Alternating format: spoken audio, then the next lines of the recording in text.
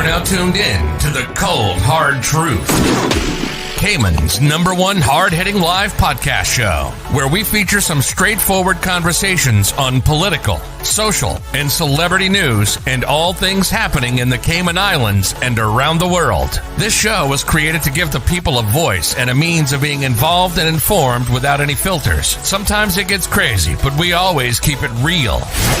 We bring you the tea, piping hot, so grab your favorite beverage and join the conversation via WhatsApp at 324-1612. Email tips@CaymanMarlRoad.com. Now, here's your host, Sandy Hill, broadcasting live from the beautiful Cayman Islands.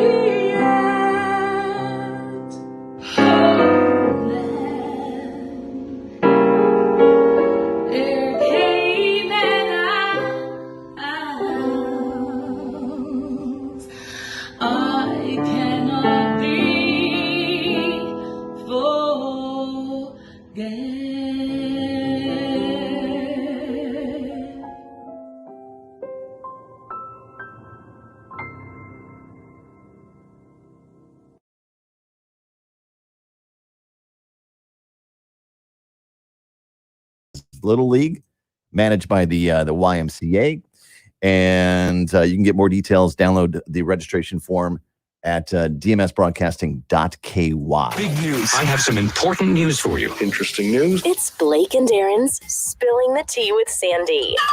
Cayman's top news headlines of the day from CMR. Morning, Sandy. Morning. Good morning, everybody. How you doing? Good morning, Hey, it's Tuesday. Why not be excited? Yep. It's Taco Tuesday. Taco Tuesday. Why That not? sounds good now. Yeah, Over doesn't it? here at CMR, it's Truthful Tuesday. Well, every day we tell the truth, but Have a truthful taco. we're gonna go a little bit extra hard this morning. Yeah. Only on Tuesdays? Why on Well, Tuesdays? I know, right? That's kind of an Every other day. CMI. It might be true, it might not be true. I not know, sure. I know. No, every day we kind of go hard here. Some days a little bit extra than others, but hey, That's the same with our show. That's probably about once a week. Yeah. We go. why not? That's why people tune in, Yeah. because they love the cold Yeah. hard truth.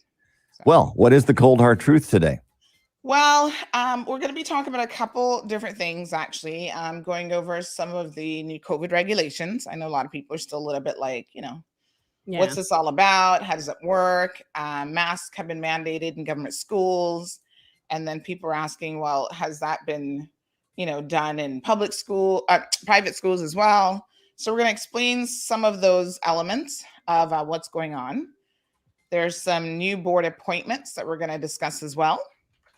Notably for UCCI, which has been on our radar for a minute. Yeah. So we're hoping that those will be some positive changes for that institution. Mm-hmm. Some update about Pfizer. We see that they're looking for emergency, use authorization for children now 5 to 11. So that's a bit of good news.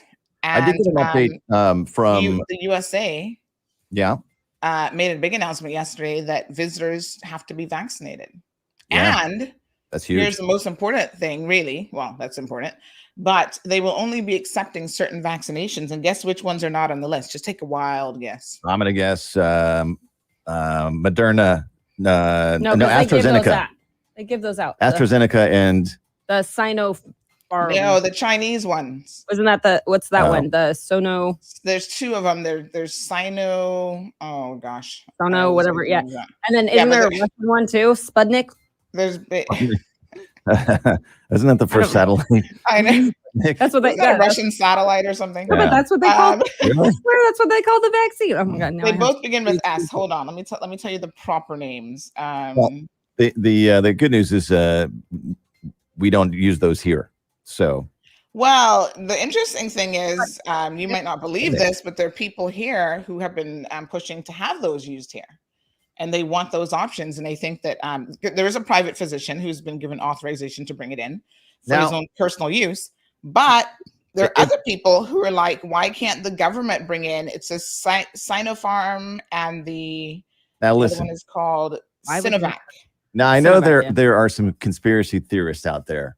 There's a few, who think they're you're getting robots injected into your body when you get the you've watched way too much Matrix. But if there were a country out there that would do Russia and the Chinese or the Russians, that's the same thing I said. You might suspect would actually do that. Would you really want to get vaccine from Russia or China? By the way, the inventors of the COVID-19. Blake, you're a little bit too smart for your own good, because I said the same thing last week when someone was saying it. I'm like, why would you? I mean, we think that this Chinese were either reckless, or we don't think necessarily they did it intentionally, but they're the ones who let this virus out in the world. And they're going to be the same ones that you're going to, and we know they've always been fudging their numbers in terms of infections, whatever, but they're the same ones who've had a long and extensive history, the government, of not really telling the truth. And that's going to be the vaccine that you're going to be like, hooray, bring that in for us. Yeah, let's get that. Most importantly, it was announced last week at our own press conference that, quite ironically, neither of those companies, I think specifically the question was about the Sinopharm, but neither of those companies have sought authorization from any Western agencies like the FDA or like UK Public Health. Well, because they'll find the robots in the vaccine. That's why. They'll be tracking you. China or Russia is going to insert some sort of tracking device into their vaccine. The most Come on. Notorious with human rights? No. Yeah, absolutely not. Those countries, what a... I know, right? They have such a stellar reputation. So, I mean, there's no espionage involved in either of those countries ever. Look, even then, I'm not a conspiracy theorist, but I'm sure there's some things that go on there. But we have Pfizer. I'm really happy that we got that. I mean, that's the best one. We're very lucky. Yeah. Best one. Yeah. And then people also have this idea that they want, they're saying, oh, what about the Johnson & Johnson? And I'm not saying there's anything necessarily wrong with Johnson & Johnson, but when I challenge those people, this whole theory of people getting blood clots from vaccines, there's some truth to that. So there is a small percentage of individuals who have gotten blood clots after taking the vaccines, but guess which one that is? It isn't Pfizer or Moderna, it's Johnson & Johnson, AstraZeneca. So now people are saying, well, those are the ones that they want in terms of an option. I'm like, so when you start getting a blood clot for real now, not just pretend, because that's not one of the side effects of the Pfizer one, the mRNA vaccines, you'll be okay with that. You're not going to be suing the government and complaining all over social media. Yeah. And it seems they didn't know that little important bit of detail information. And they say the devil's in the details. Yeah. I don't know. I did get an update from my son's school, CIS. They sent out some guidelines, which is good. It's kind of what we've all been wanting to know. And they said that the purpose of the message was to provide some detailed updates regarding the COVID-19 regulations that the government is going to be finalizing in September, and CIS will be adopting those as well. So that means all staff, visitors, and students ages 5 years and above are expected to wear masks while moving through the school indoors and in a group setting. Masks may be removed when playing outdoors, eating, or working independently at a desk. Pick up and drop off while outside still requires masking by all individuals 5 years and older. Children, students must bring their own water bottle. Isn't that standard? That's pretty standard. Sharing the food must be avoided. Reduce the number of persons on campus who are not staff, and no field trips should be scheduled. So there you go. Interesting. Yeah. So that's good. I mean, makes you feel better as a parent knowing that what your school's doing. Well, I mean, both my kids' schools, they're separate schools, but they're 100% vaccinated. All the teachers, as well as all the vendors that come in and out of the school. So, and then they also obviously take other precautions. But yeah, I don't know. What about your daughter's school? You know, from day one, they have had a position. Well, when I asked them about their policy, they didn't yet have a policy, but thankfully they were able to confirm that everyone was actually vaccinated, despite them not having a policy in place. And they also confirmed that any visitors, you know, they do like someone who does like music and yoga or whatever, that all of those individuals were likewise vaccinated as well. And, you know, we have to ask. I mean, as a parent, I'm asking extracurricular coaches, you know, swimming lessons, whatever. Are you guys vaccinated? You know what is so weird? Someone messaged me yesterday. We were out doing some donations in the community, which I'm going to talk a little bit about this morning on the show. But someone messaged me and said, hey, I would have loved to come with you just for a little ride out, because she doesn't have a car and whatever, and go to help you with the shopping and delivery. And I said, yeah, but you're not vaccinated. You know, right now, no unvaccinated person is getting in my car. Yeah. Just like no unvaccinated person that can come to my house at the moment. Yeah. Because we have community transmission. And, you know, I told her, don't be insulted by it. It is what it is. And she was kind of like, oh, okay. And I said, yeah. Yeah, we were talking just this morning. Your liberties as an unvaccinated person are shrinking around you. Yes. And if you're a vendor that goes into other people's houses, that's why I don't know why you should probably think this through. That's why I don't know why the schools have such a hard time saying, hey, yeah, your teacher's vaccinated. Why not just confirm that? My schools, both the schools, they did. Yeah. So, I mean, if you have to show a vaccination card to get on an airplane. Well, I can tell you my what's the difference? My youngest kid's school, what they had to do is they did presentations about here's the actual facts about the vaccine. You're not going on YouTube and I'm giving you the actual facts.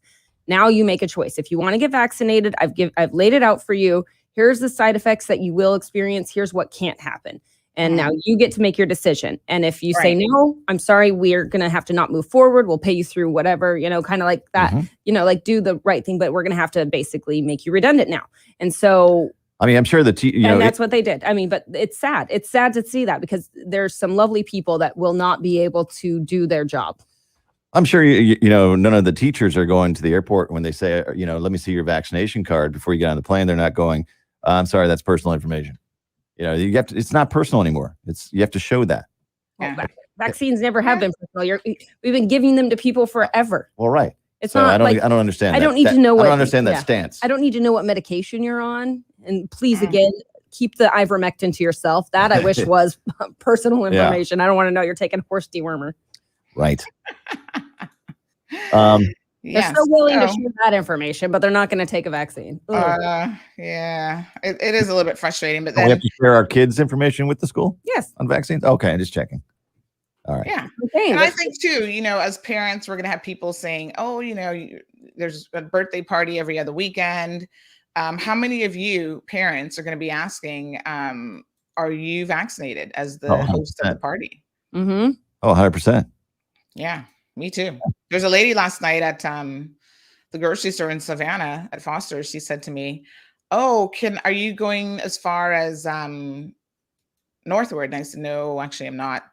You know, she wanted to ride, and after she asked the question, it occurred to me that the very next thing I was going to ask her, if I was going that far, which I wasn't, so unfortunately for her, I couldn't give her a ride. But the very next thing would have been, "Are you vaccinated?"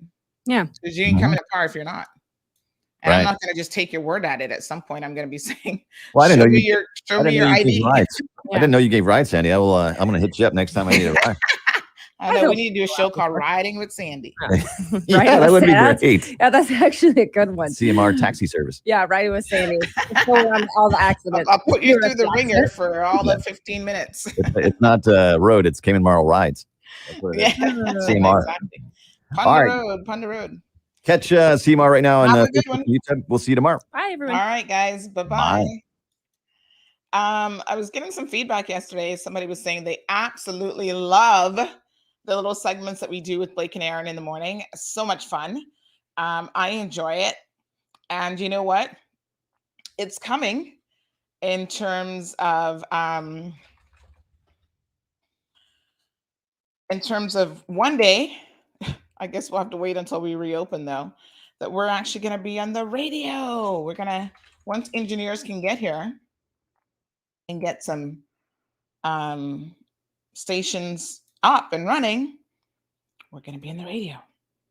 So let's talk about a few things. First of all, good morning, good morning, good morning.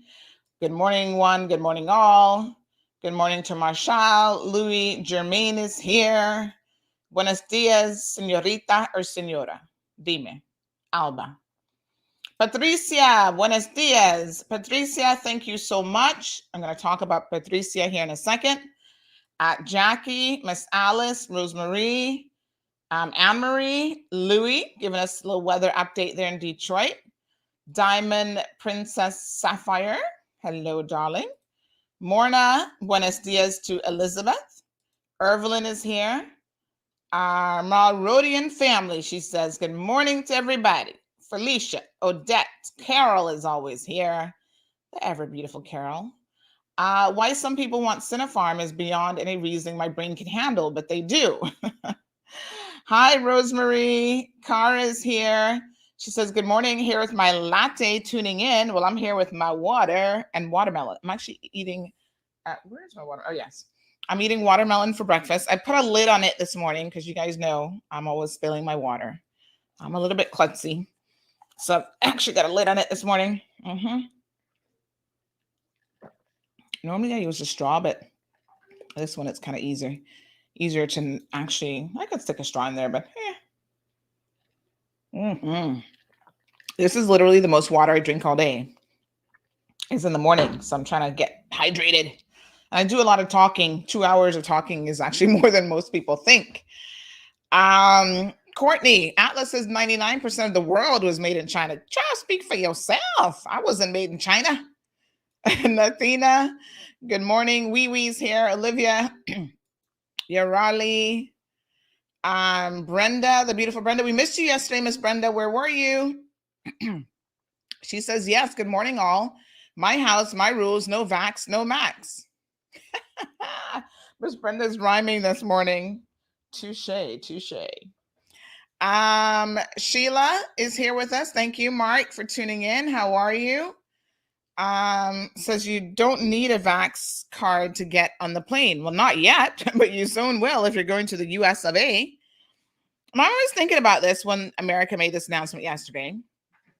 And I thought to myself, you know, there's so many people who'd be like, oh, I'm not getting vaccinated. This is a conspiracy theory, blah, blah, blah. But now I wonder, now that the US is saying all visitors starting in November will be required to be vaccinated to touch down on their soil, how many of you that would actually impact? So I want to know from some of you who've been really staunch anti-vaxxers, is this something that is going to change your mind in any way, shape, or form? Here's what I'm thinking. Y'all love to go Miami shopping. You know who you are. And despite what you say, some of you, a shopping trip is more important than your conspiracy theories about the vaccine. Is it not? I'm just curious. Waiting for you all to answer the question. Yes, Patricia, it's coming. It's coming. So let's talk about what the Biden administration has said. So they're going to lift travel restrictions starting in November for foreigners who are fully vaccinated against the coronavirus. So they're reopening the country to thousands of people, including those who've been separated from family in the United States during the pandemic and easing a major source of tension with Europe. So this is halting an 18-month ban on travel from 33 countries, including members of the European Union, China, except they're not going to accept those 2 vaccines from China, but anyway, Iran, South America, Brazil, and India. And they're hoping that this will help rejuvenate the U.S. tourism industry. Isn't that interesting? So they're looking to rejuvenate their industry, which has gotten quite a lick. So there's that. And their tourism industry has been left crippled, much like ours, by the pandemic. So we're not the only one that is having an issue with this. Listen, tourism around the world is a multi-billion-dollar industry. People travel all over the world, and their businesses, not just in the Cayman Islands, but even in the United States of America. Orlando, for example, and even Miami, are big hubs for tourists from all over the world. So people go to, what are all these parks called? Disney World, Epcot Center, all these places in the world. That's driven a lot by tourism. It's not necessarily people who live there. When I lived in Tampa, we have Busch Gardens. We don't have Epcot Center in Tampa. But the good thing about Tampa is I felt like we were never that far from anything. So if you wanted to hop on a plane and go to Busch Gardens, go to Miami, or you wanted to drive to Miami if you were really motivated, you could easily do that. Orlando was about 2 hours, 2.5 hours maybe. We always did it in less time because, when you get on the intersection, child, you hit the metal to the pedal. And so, we would sometimes go and do the fun things in Orlando, eating at some of the restaurants and enjoying some of the sights and stuff. Although I lived in Florida, going to these different things, but then there are people who travel from all over the world to see those sites as well. The shopping in Orlando, all of the outlet malls and outlet stores and whatever was so much fun, right?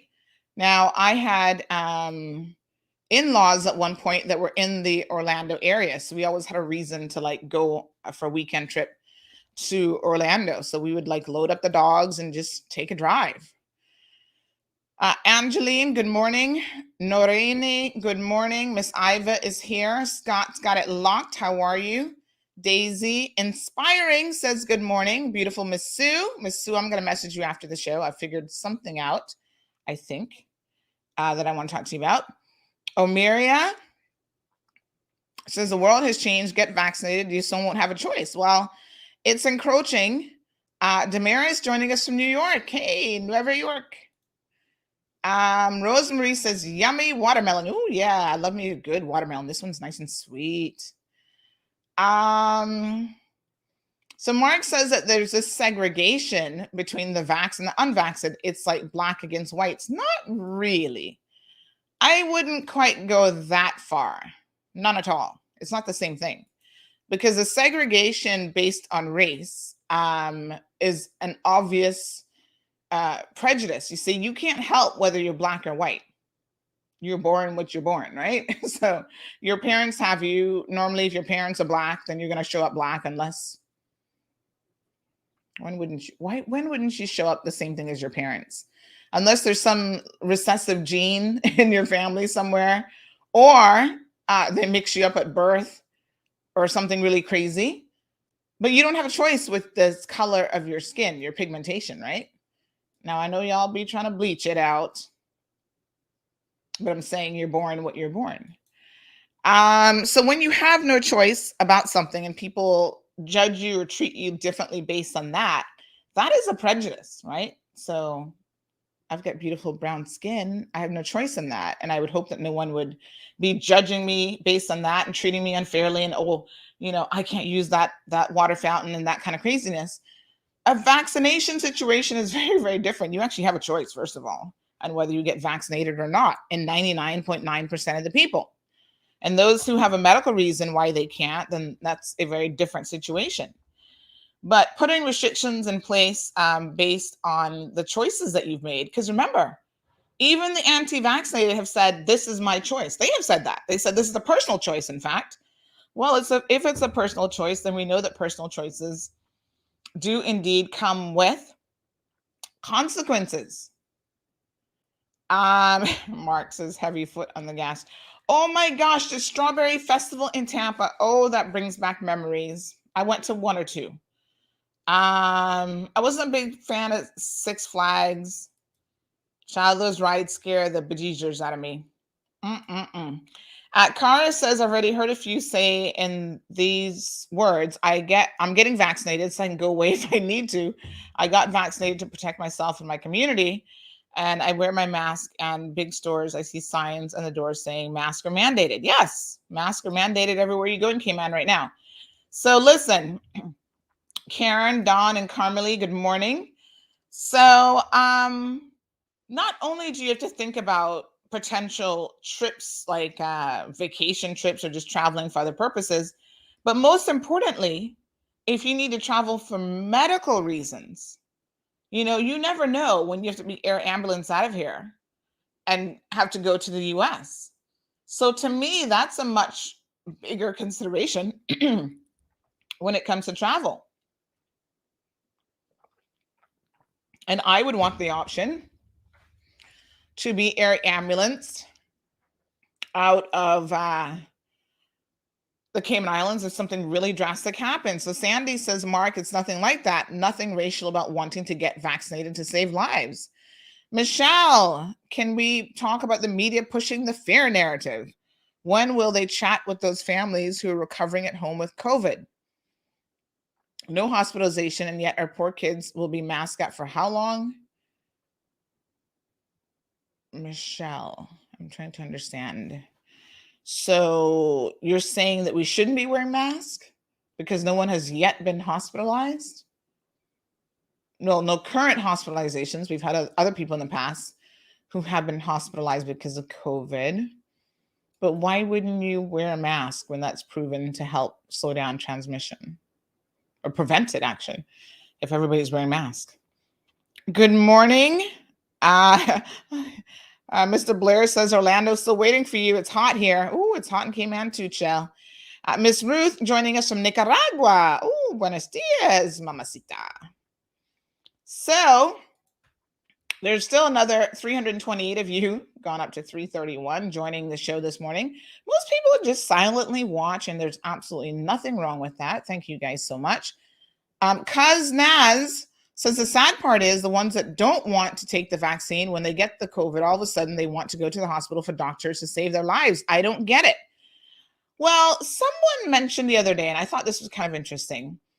They said trying to convince an anti-vaxxer to get vaccinated is the equivalent of trying to convince a atheist that God exists. And I thought about that for a minute, and I thought, it's an interesting analogy. Yes, it's a very interesting analogy. And what's more interesting about it is that both of them, when they're on deathbed, normally have a change of mind. Like I've known people who were atheists, and when death came a knocking, they're like, oh, this can't be the end. This can't be it. There has to be something beyond. And I thought that was interesting. I mean, you live your entire life saying that this is it. There's nothing beyond, blah, blah, blah. You're willing to accept that. And then when death is at your door, it is a very different story. So it's a bit of an interesting position, because a lot of, persons who get COVID, and they're in hospitals, they're on ventilators, they take the position that all of a sudden they want the vaccine. They were complete anti-vaxxers, and when their life depended on it, they wanted the vaccine. And unfortunately, it was then too late, because that's not how the vaccine works. It doesn't offer you any protection once you have COVID and you're on a ventilator and you're about to die. Sad fact, right? So I did think that,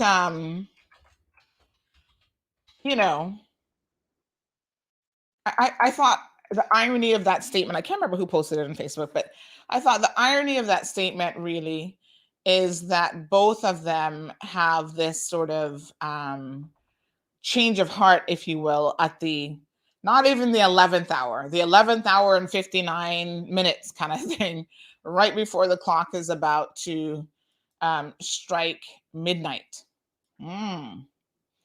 So super, super interesting. It's just human nature, I think, to recognize that maybe at the end of the day, you've actually been wrong about, your way of thinking. It's scary. It must be scary to be on death's door. Has anyone here ever really been like they're about to call it, you were, right there kind of thing? And somehow you miraculously recovered. Most of us haven't ever been there. I mean, sometimes we feel like something's a knocking, but you can't say that, oh my gosh, I was on a ventilator, I was about to die, and then I was brought back from the brink of it all. Most people don't have that experience because most people who are there, unfortunately, they're not able to survive. I've been watching a lot of coverage about people who are being hospitalized with COVID, and the doctors and nurses will tell you that pretty much, they do their best to offer people treatments and whatever's available. And they say that basically when they get to that point where they are going to be incubated, is that the word I'm looking for? Is that the right word? I think I'm always confusing with another word. Intubated, not incubated, intubated. In other words, they're going to put that device down your throat, and it's not by the way, it's not a very pleasant situation. It's not a pleasant thing to have done to you, right? I've had a girlfriend, unfortunately, not because of COVID, but something else, who's basically had to have that done to her. And it's not nice. And when they actually try to take it out, there's a real risk of further injury, not just going in, but if you come back from that, there's a real risk of some serious injuries being done to everything when they're trying to remove that. So so the sad part is, they say that once they have to do that to someone, they know most of those people are not going to survive. I mean, the video after video, the nurse and doctor is like, oh wow, if we have to put him on a ventilator, he's not going to survive this. And it's got to be so sad for them. I can't imagine being around so much death, right? Have a think about this. I mean, I've never wanted to be a nurse. Never. I don't have the patience for it. I don't have the taste, like nothing. I never a desire to be a nurse, right? Having said that, I feel a great degree of sadness for them because they are literally seeing death every single day. Like the emotional component of that has to be one of the hardest things in the world, because you become a physician and a nurse to help people in their probably darkest hours. And your hope is you're actually going to help them recover, right? And they're going to get better. And you have these stories of, this person has survived and all this great stuff. But the reality, on the other hand, right now, is that they are seeing more death than ever. And by the way, speaking of death, let me tell you what the numbers are this morning in terms of COVID. But it is now official that the US, this pandemic, has now surpassed the number of people that the Spanish flu, that pandemic, because that was a pandemic in the early 1900s, it has now surpassed the number of people that killed, and that has been the worst pandemic that has ever hit the United States, killing over 675,000 people. So now you have a situation where it's surpassed that. Isn't that crazy? Wow. Yeah. That's those are the records that are being set by COVID.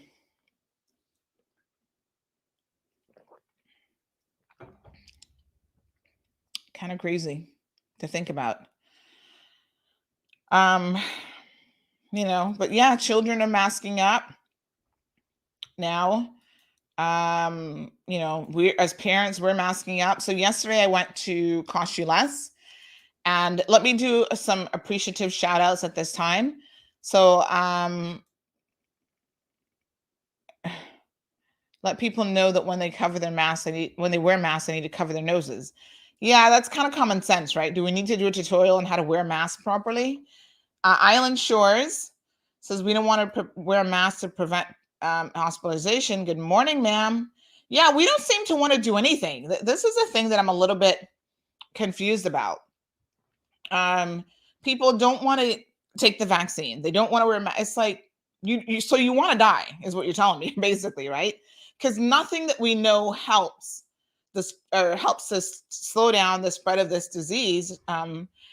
This virus, people are always kicking up a fuss about. Like I'm always I'm like, it's one thing to be against vaccines, but when you start saying, oh, no mask wearing, no this, no that, I'm just like, no social distancing. So you're just resolved to the fact that you're happy just dying from COVID, in other words, is what you're telling me. Luma Yag. Oh, the last name is so much easier. Montemayor Clifford. Good morning, watching from the city of love in the Philippines. Thank you for tuning in. Andrea wants to know why the Compass wants to charge you for news when I can get my news from CMR. Andrea, if I had the answer to that question, I guess I'd be working for the Compass. I don't know what to tell you. Yeah, they set up a paywall. And, we were the ones who actually,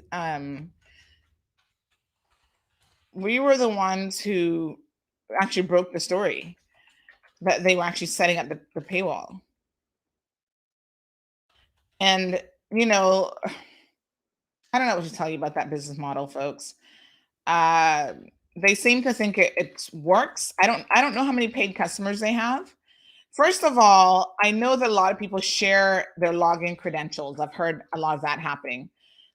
Some organizations offer that as a benefit to being employed by them. You get a login to the Compass.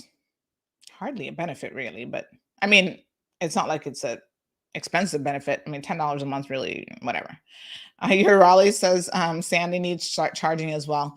No, I don't think in this day and age it makes sense to pay to read any news. Now, there are big organizations like the New York Times, even the Miami Herald. To read some of their content, you have to subscribe to it. But I'm a little bit of two minds. Sometimes they are writing exclusive content that you only find on their publication. But the exclusivity of news is something that isn't as exclusive as maybe it used to be 5-10 years ago. Because let's just be honest, given the technology that we have, no matter where news is happening, people, the AP is going to pick up on a story and it's going to go all over the place. We have had our story picked up on the international news front publication in the UK when we did the story in The School Teacher. And whatever happened to that investigation? So many investigations just quietly disappear and we never get any real information, right? So yes, I don't think there's any news in Cayman that's all that exclusive. And in fact, bless their little heart, one of these days I want to meet the owner of the Compass, Mr. Jimmy Bergstrom. I hear he's actually a really nice guy. And I'm sure he's a businessman. He's a lawyer. He probably isn't all that invested in news anyway. But, sometimes the Compass might break a story, but let's be honest. If you're really looking for breaking news, you're probably going to be reading CMR. And I'm not saying that because I'm here at CMR. I'm saying that because that has been proven time and time again. For example, the weekend COVID breach, who gave it to you first? We had the story up before Travel Time even told you that there was a breach. You know what I'm saying? And we consistently have maintained that level of being able to bring you news as it's happening, because we do live in 2021. And in 2021, we don't have to wait an entire weekend. Funny enough, the Compass put the news story up yesterday, because I only know that because someone sent it to me. And someone said, why...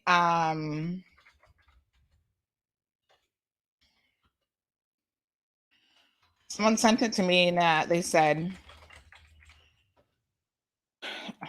the young lady who's featured in that, they said, oh, I wonder if she's going to be complaining that the Compass is harassing her, because look, they finally put the story up. And I kind of chuckled because, it took them a while, like an entire weekend, to put the story up. And then they referred to a statement from 2 days later from the government. Maybe they were taking the weekend off. I don't know. But are you going to pay for that? I mean, would you be happy paying for that? I probably wouldn't, but hey, whatever. So yes, even during things like storms, like somebody was pointing out to them, like, oh, we want your storm news. And they still had the paywall up. And then they were like, oh, we forgot to take it down. Listen, they are a competitor, but I wish them nothing but the best of luck. Ja Rover says, I wrote this song long before he became president of the United States, and had an interview with Tammy Sullivan, a while back, and I humbly ask you to play my song for the people. Thank you for your support, local Karen music. Ja, where's the song? You sent it to me somehow?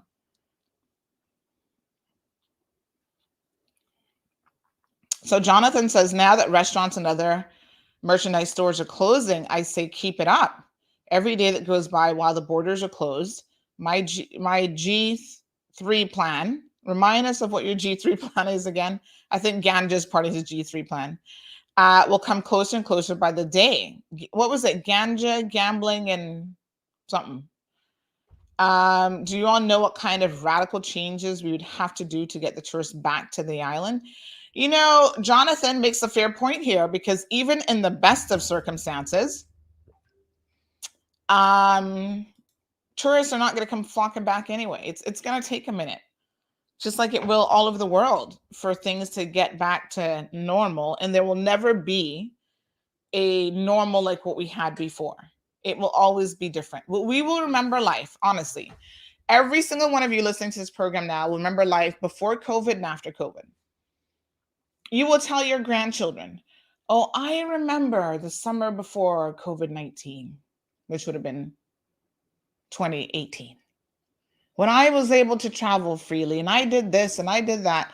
We will always have, this will be, in my opinion, one of those singular events in your life that you probably never forget. Even if you got Alzheimer's and you're like 105, you're still going to be mumbling, COVID. Miss Jackie, thank you. Oh,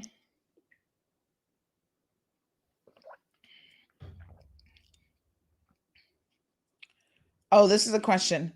What about the help per person who works? The helper, is a helper who works in a household that doesn't have the COVID shot? Is it something in place for them? So let me just clarify, Jackie, the question. So for domestic helpers, you're saying if they work for people who are not vaccinated. Well, let me tell you something, Jackie. I think this goes both ways. First of all, we have employers who are not wanting people in their homes who are not vaccinated, like myself. I would be one of those people. Thankfully, my helper got vaccinated on her own, no prompting from me, child. As a matter of fact, months ago, when I was there covering a news story, I just saw her show up and I was like, Miss Pam, what are you doing here? She's like, Miss Sandra, I'm here to get vaccinated. And I said, mess with you? Good. So she didn't need any prompting from me, child. Miss Pam got plenty of sense.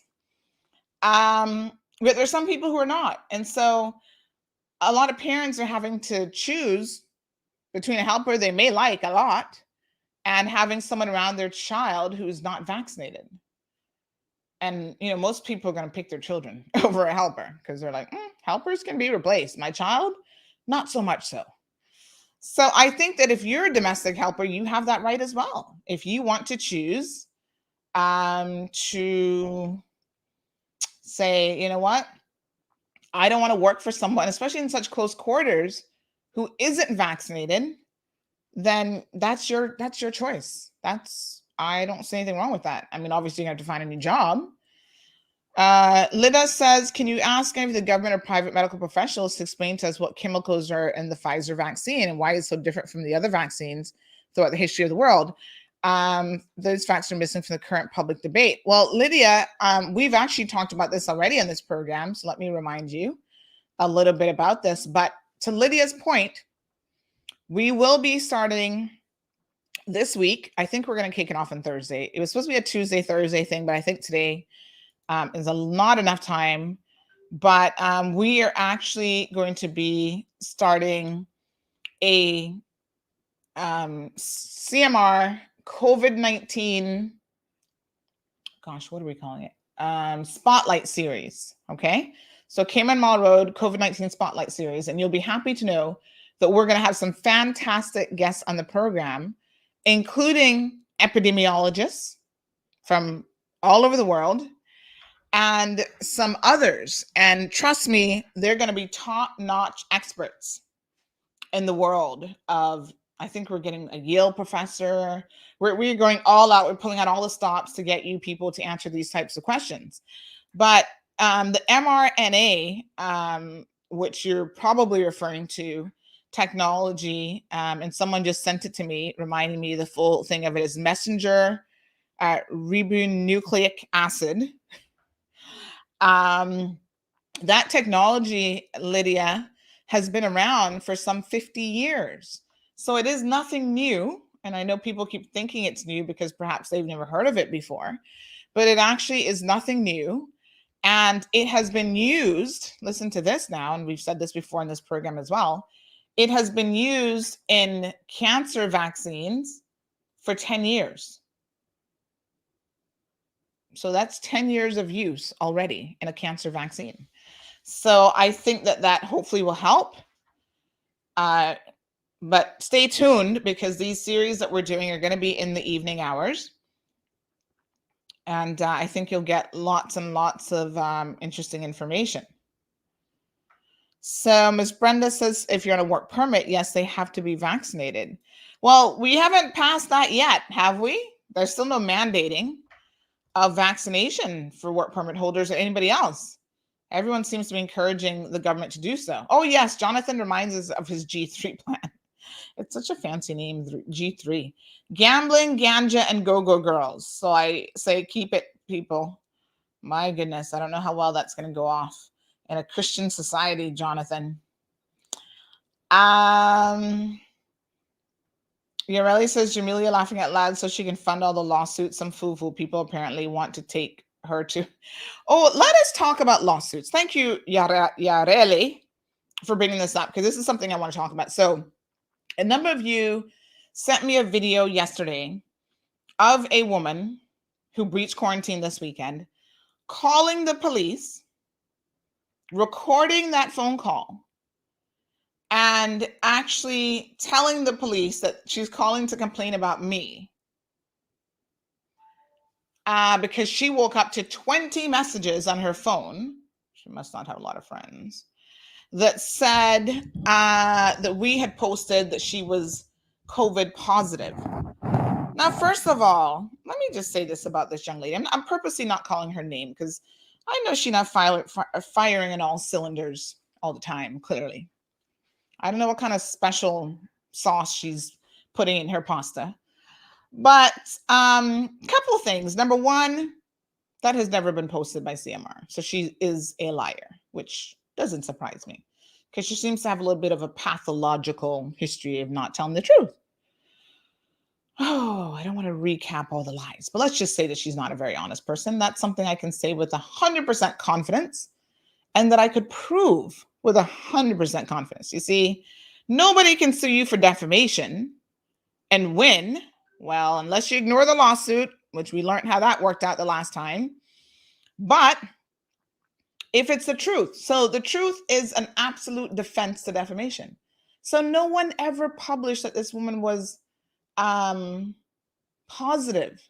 In fact, you guys know that we do her homework a little bit. And when we found out that it was her, she posts everything on social media, first of all. She's one of those people. She takes a fart and has to go on social media. Oh, look, I've got the sweetest smelling fart in this side of Jamaica, of Kingston. You like my fart? That's just how she is. And she had posted her status, which if she would only read, I don't know if she knows how to read, but if she would only read, she would know that in the actual story that we wrote, we mentioned how she said on the 14th, I think it was, that her and her family had tested negative. So where would we put up that you're positive? Girl, you have no sense and you embarrass yourself, to be quite frank and honest with you. You should be ashamed of yourself, but I know you have just no shame. So she calls the police station and makes this complaint with all sorts of lies and false information. She claims she's born in the 80s. I was like, she's only in her 30s? Oh, mamacita. You brag about all this plastic surgery you've had. If you're only that old, Lord Jesus, give it another 10 years. Anyway, I digress. The petty side is just sometimes I got to keep it under control. But honestly, folks, that video was going around. I had to chuckle because I'm like, she makes this comment about, oh, I've spoken to my lawyer and I'm calling you because she's defaming me and this is defamatory. Well, if it's defamatory, go back to your lawyer because that's a civil matter for you to deal with. The police can't help you with defamation, sister. Get yourself some professional help now. And what she didn't tell the police officer, which was interesting, is her lawyer is a criminal lawyer, Mr. Jonathan. He's a criminal lawyer who we, the people of the Cayman Islands, are paying for through the legal aid office. So he's not going to be taking on no civil cases. So maybe that's why he told her, if you really have a complaint, don't bring it to me. Take it up with the police. But the police can't really help you either. Because number one, no one has defamed you. So there's that minor inconvenience of the truth. And number two, you just misrepresented everything. So I didn't even listen to the full video. I listened to about the first minute of it. And I was like, this girl, I don't have 9 minutes and whatever seconds of my life to waste on her listening to that ridiculous video. Because if you start out with a lie, I'm sure everything else after that is a big, bold-faced lie. Oh. She got her fake Louis outfit on, feet kicked up at the Wyndham, trying to live this fabulous life on the dime of the people. Her husband does have a job. And the government of the Cayman Islands should make them pay back every single dime, since she claims that she worked so hard for her stay at the Wyndham. They should make sure she has worked hard for that and make her pay it back. But then I guess ultimately we're paying for it because they're NAU's number one client. So someone just sent a message on WhatsApp saying, isn't it illegal to record someone without their knowledge?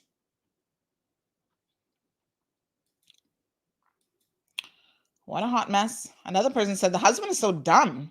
He said he wants to sue for deformation. Don't even know the correct term. Ooh, what a hot mess. Anybody can sue. It doesn't mean that you can win. Doesn't mean that you have a case. In fact, in the coming weeks, we're going to tell you about another frivolous lawsuit that someone has filed against a local company for breach of contract, they claim. Now, that's going to be an interesting one because that person has been featured on the show before. And so you guys are going to find, listen, we keep on top of things in law. One thing I was thinking about, I was in the shower this morning. Am I the only person who, when I'm like doing things like taking a shower, ironing or whatever, and your brain starts like think about things. So the video she posted was with a call to the HSA, and I doubt that person knew that they were being recorded. Oh, there's another video? I don't even know, child. I mean, I know about the one to the police station, but recording the HSA people, wow. She's probably breaking some laws, but honestly, she doesn't really care. I mean, she has no concern for anything called the law. So anyway, I was in the shower this morning and I was having a think about it. And I was thinking to myself about this case with John Felder, right? And the fact that he won. And I thought, everybody has a reputation of lawyers as being all seedy. They're no good, this and that. And that really isn't true. The vast majority of the legal profession, I would dare say, are somewhat upstanding individuals. Some don't get involved in litigation, none at all. So I'm talking about the litigants, the litigators, I should say, is the correct term. And I had to wonder about this, right? Do you not have an obligation to the truth? So if you know that your client is misrepresenting the truth and your client is lying, do you as an attorney not have the obligation to not put forward that dishonest information to the court? So the attorneys at Priestley's, I'm going to call them out. They can call me later. Knew the circumstances under which their client left the Cayman Islands. So they knew about his termination letter. And I now know this because of correspondence in the Joint Liquidator Report. So they would have known about his termination letter. They would have known about the cease and desist letter, which was sent to their attention on behalf of their client. And they have still put forward a case against CMR and against myself where they claimed all of these other things about their client, which isn't true. So how can you as a lawyer lie to the court effectively on behalf of your client? Is there no moral obligation to the truth? There's no ethical code of conduct for attorneys?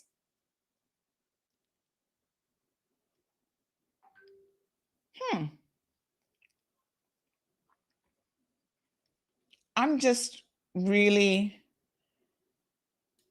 wondering about this. And this, some of my best ideas I find come when I'm having a shower. Isn't that funny? When you're kind of like you're really not thinking about it, but these things come to you and you have an aha moment and you go, there could be something to this. Let me explore this avenue a bit more. And I don't know if there's any lawyers listening to the program, but I'm curious about what you think. Do lawyers have an obligation to the court to tell the truth? I mean, supposedly the prosecution has an obligation to seek out the truth, even if it means losing their case. Does that also not apply to civil litigation and civil attorneys? Or do you just tell whatever your client puts forward, although you know that it's not true because you're trying to get paid as well? It's an interesting question. Gladys says, morning, Sandy, need to get vaccinated because we will have to live with this virus. COVID isn't going anywhere no time soon. Well, that's for sure. Lavana, good morning, darling. How are you? She says it's their own damn life that they're trying to save. Yes, we do need to teach them how to wear their mask. See a lot not covering their nose. Pauline, I keep seeing you posting stuff, but unfortunately, I can't see what it is. Miss Brenda says, I hope that all of the deadbeat fathers will keep enough money to give their children lunch money before they spend it under G3 places. Oh, Miss Brenda, don't even go there, child. You see, that G3 is going to just be a lot of trouble. Roger, good morning. What if you're asymptomatic and then given the vaccine, aren't you then getting a double dose? Shouldn't people be tested before again? No, Roger, that's actually not correct. In fact, Roger, if you have tested positive for COVID and you then get the vaccine, you have more protection because you have both the natural antibodies and the vaccine-induced antibodies. And the research has shown that you are in the best position. So you never want to catch COVID on your own because the risk associated with it is too high of a chance. But if you happen to catch it and you survive without any issues and you're asymptomatic and you don't have long haul COVID and all this other stuff, you are actually in a most fortunate position that would be enviable according to the research. Michelle says it will disappear because it's a private school. Make it have been a what is this we're talking about, Michelle? I'm sorry, I've lost you on that one. Something about a private school. The investigation that I mentioned earlier, that was Prospect Primary, wasn't it?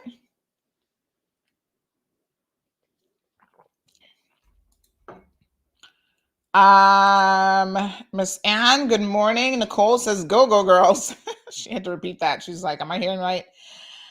Patricia, yes, thank you, Patricia. So yesterday morning, I mentioned to you guys that I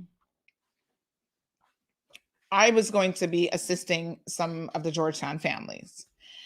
And I want to thank people like Patricia, Irvelyn, and some others who I can't remember right now, but definitely those two have stepped forward. Oh, yes, Tisha. These folks have stepped forward and provided gift certificates to fosters to help. So I did 2 families yesterday. Patricia did 1 family in the evening. And these are families, folks, with a minimum of 5 people in each family, right? So I went to Cost You Less yesterday afternoon and had my list of what each family was requesting. And I did my best to try to buy enough, a couple packs of chicken, a couple of packs of beef. If they wanted rice, I got the big bag of rice because, they're going to be in there for like 2 weeks. And big shout out to Alric Lindsay as well, because there were some things that I couldn't find at Cost You Less.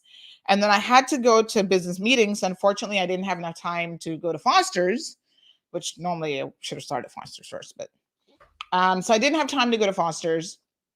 So I gave Alric the delivery bags. Both people were located in Windsor Park area, and he's well familiar, having grown up in Windsor Park.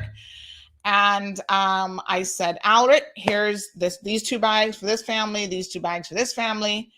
And I need you to go to Foster's and add, because I couldn't get like cup of soup at Cost You Less. I don't know why they don't have cup of soup, but they didn't have that. They didn't have beans, like regular beans that we use for cooking rice and beans, which is kind of weird, but so I had to give him a couple more things. One family needed diapers for a baby. This is a perfect time to potty train that child now. You got 2 weeks. You can do it in 2 weeks, believe me, you. So I was thankful for people like Patricia, who, when I had to come off of work duty and get into mommy mode, I couldn't do anything else in the evening. She stepped up and she went grocery shopping last night for a family as well. So thank you guys so much. A number of other families have reached out, and they have,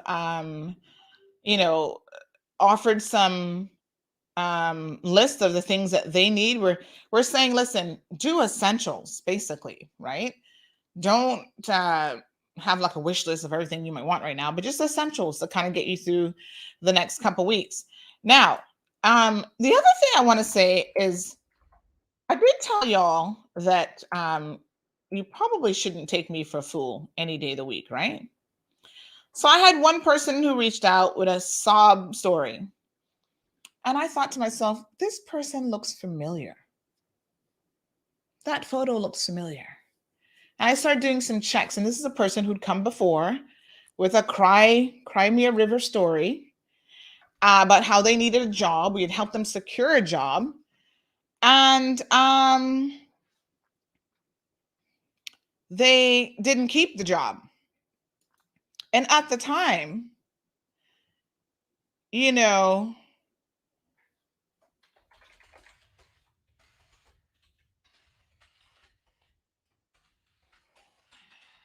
I sent to them, I had a very firm conversation with them to say, listen, people think you're kind of abusing the system, right? That you're not the best mom. You don't even have your children, although they were saying that they had the children and they wanted donations, whatever. And I said, I don't mind helping anybody because I think every single person deserves a second chance in life. We've all done stupid things, right? So you deserve a chance to prove yourself and to do better. But you don't deserve a chance to take advantage of good-hearted people. So I said, at the end of the day, I want you to be mindful of the fact that people will help you up to a point, and then people will not help you anymore. And this is the truth. This is how life is. So don't use people, because when people figure out that you're using them, they're never going to be helping you, really. And so, oh no, Miss Sandy, I'm going to do better. I'm going to do this, blah, blah, blah, blah. One of those Caymanians that letting some Jamaican guy come here and use her to be able to stay in Cayman, up and down with him, partying, neglecting her children. Those are not the kind of people that I jump out of the way. out of my way to help. So anyway, hadn't heard from this person in a minute. And then I started getting these messages yesterday that just were not adding up. So the first messages were about a situation about having lost her car lease from some local company, some leasing company, after being late with a payment. So the next voice note, which was a couple hours later, was like, oh, and by the way, because she said, I don't even know how I'm going to go pick up my children today from school. Really upset about that. That was in one voice note. Literally 4 hours later, the voice note changes to, oh, I'm one of those Georgetown families that's impacted and I'm locked down and can't go anywhere. How do I get food? Wait a minute. Say what now?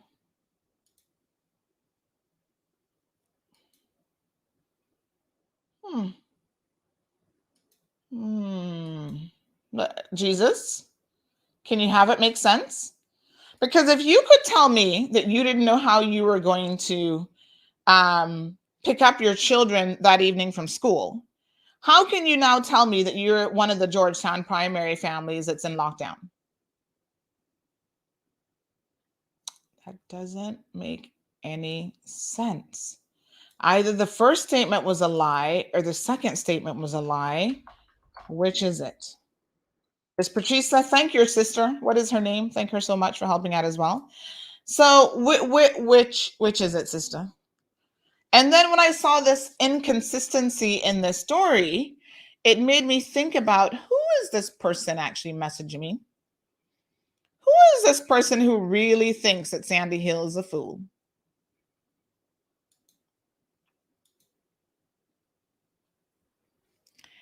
You know, when people in a community as small as Cayman need help, you shouldn't take advantage of people who are trying to help you, and you should also not misrepresent the facts. Yes, there are people in this community who have drug addiction issues. They're alcoholics. They're on harder drugs than that.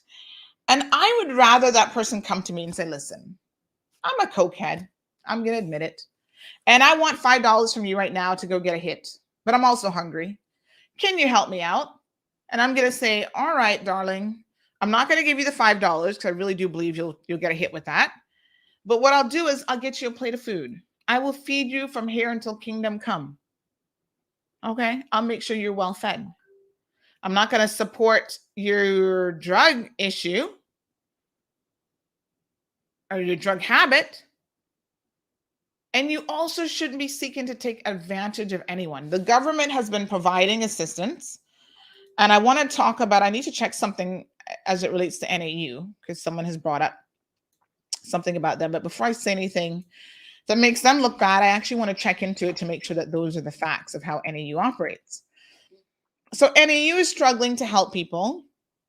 I could understand why it is essential that if you were not prepared for this lockdown and this isolation situation, you wouldn't have been ready. And here's the truth about it. Employers can only give you so much time. So you know what is so funny? This woman who's now up at the Wyndham Hotel, think about people like her, right? Who are breaching quarantine. That individual and people like that, her husband actually has a job, right? So he's now using up, I guess, vacation time, sick time, whatever time that the employer is going to be giving them for that. And then after that, that is unpaid time. And you've got children to support. This is where I don't understand how parents can be so selfish, even at the risk of being selfish towards their own children. Right? I mean, we're supposed to be making sacrifices in life, not just for ourselves, but we have to think about other people, the other people that rely on us, like our children, who have no choice. They did not choose you as parents. They didn't choose to be born into the circumstances that they were born into, a lot of dysfunctionality. And so if you can't even do what's in the best interest of your own children, what kind of person are you? looking to use the system, even looking to use somebody like me. I'm not a millionaire, you fools. You know what I'm saying? Somebody just knew who I was talking about because this person has a reputation for doing this sort of thing. If you come to me and you say, Miss Sandy, I need clothes for my children, and I put out the word and we get new clothes, and then I find out that you don't even have custody of your own children, don't you think that would have been a little bit of an important tidbit of information to share? First of all, it came on too small. You expose and you're behind. You know what it's about monkeys. The higher you crawl, the more you can expose yourself. And then what you do, whether you recognize it or not, is you make someone like me one of the softest hearts, believe it or not, in the world when it comes to anything with children. You make me a hardened person, because then everybody now is going to be scrutinizing, or I'm going to be scrutinizing everyone who comes to me for help, which I guess I should do anyway. So when people donate stuff for you and you're selling it on social media, on EK Trade and other places, in order to support some no good man and not really your children, that's just wrong. So you're trying to hit me up now, but you're one of those people in need because of Georgetown primary lockdown. But your previous message just 4 hours before said that you were going to pick up your children from school. Honey child, the two shall never meet. They don't fit together. One is a lie. And which story is a lie? Only God knows. But I'm also the kind of person you can fool me once and you might get away with it. But the second time? No. No, no, no, no, no, no, no. It ain't gonna happen.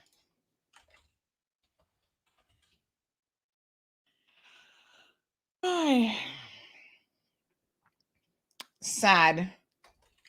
Very, very sad. It's not even necessary.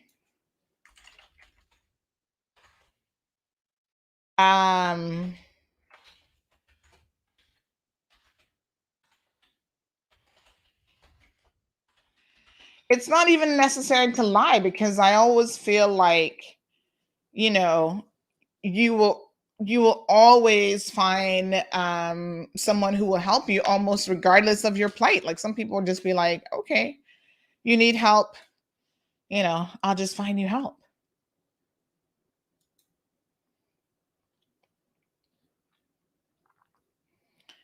I keep saying this to people, and I really hope that people get the message.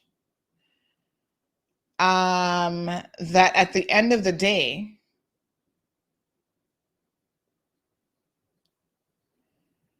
you should be mindful that people's goodwill only extends so far. It's the same thing with the job situation. You cannot go out there and keep getting jobs and not showing up to work. You don't show up to work on time. You don't do your part and think that by next week you can get another job. Those days have long passed, right? Where you get infinite opportunities in Cayman. Everybody is suffering at some level. And even the people who are not suffering all that much are only going to give you so many chances in life. You only get to burn so many bridges before people say, we're done with you. You've run out of chances. And then you will have no more chances. You will have no more job opportunities. You're ruining your own reputation on an island the size of a little rock. And trust me, that is the last thing that you want to do. There's some very well-poised, people in this community. They've been politicians. They've done this. They've done that. And then they've done things that have completely ruined their chances at having any real opportunities in life. They're criminals who every time they get a job, they steal money from people. And so they also have ruined their opportunities of people being able to trust them. And people can only trust you so much. Thank you, Tracy. How are you? I was going to message you yesterday, Tracy, just to check in and see how your weekend was. Miss Marjorie, thank you. Deep Blue Sea says there are some who will never do any better They prefer to use the hard luck story seeking sympathy. Bottom line is they're just whatless. Yep. And Deep Blue said, I think I told you yesterday, all kind of messages of need help. And I still am optimistic that most people are honest, genuine people who really do need the help. I still believe that. Right? So when someone sends me a list that, okay, I need rice, I need chicken, I need this, whatever, I believe that they're going to stay in isolation, first of all, with their children, and they need these items to feed their family. And it's not like they're just stockpiling a pantry full of food or looking to sell it or run some scam or whatever. I believe that that's 97% of the people. It's the 3%ers that always looking to run a scam on somebody that ruins it for everyone. And that is the most unfortunate situation, right? Patricia says, unfortunately, there are people who will take advantage, but thankfully we have a brain. Yeah. And they always manage to trick themselves up in some way, which I think is so incredibly funny. Miss Sue says it's going to get much worse with the economy going the way that it is. Nicole is here for Jonathan's 3G program, or G3. 3G. G3.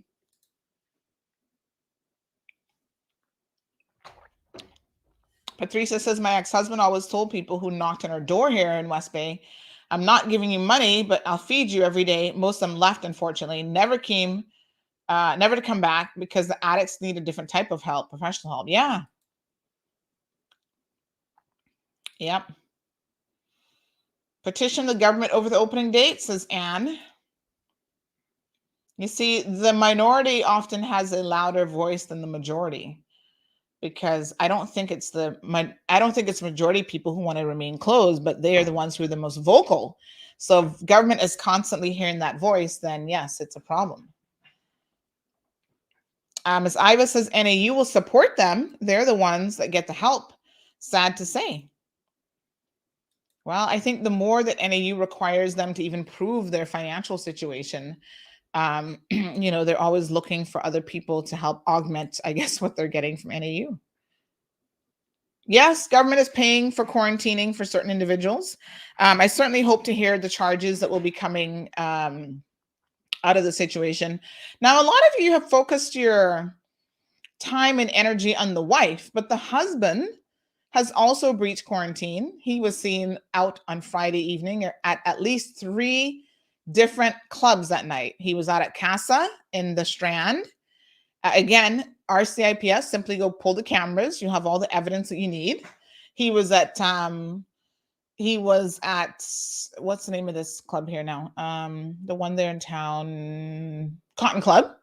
So he was at Cotton Club as well. And he was also at a private party event that happened in the Compass building. I don't know what they have upstairs there, some venue for parties or something. I know nothing about this, but people who were there, like, yeah, the dude was there for a party for a 16-year-old. So it's not just the wife that has breached quarantine, it's also the husband. Now, when you're married to certain people, you're always having to defend their bad behavior. And unfortunately, the husband in this case is all about that life. I don't know what she done to him, as Caribbean people would say, but he defends her to the point where he's even not speaking to his own family, which is so sad. So sad. Because, when you're married to someone who's a constant lawbreaker, one of these days they're going to end up in jail. And you're going to be left alone with 4 children, or how many number of children you got, to mind by yourself. And who else do you think is going to be there for you but your family? The same ones you can't talk to now because they see right through the situation that you're in, but you can't admit to it. Anyway, he's all about that life, living that life of going out every weekend, trying to pretend like they're the most ghetto fabulous couple this side of the Mississippi.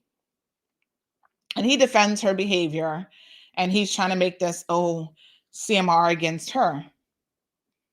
We could care less about this woman, to be quite frank and honest.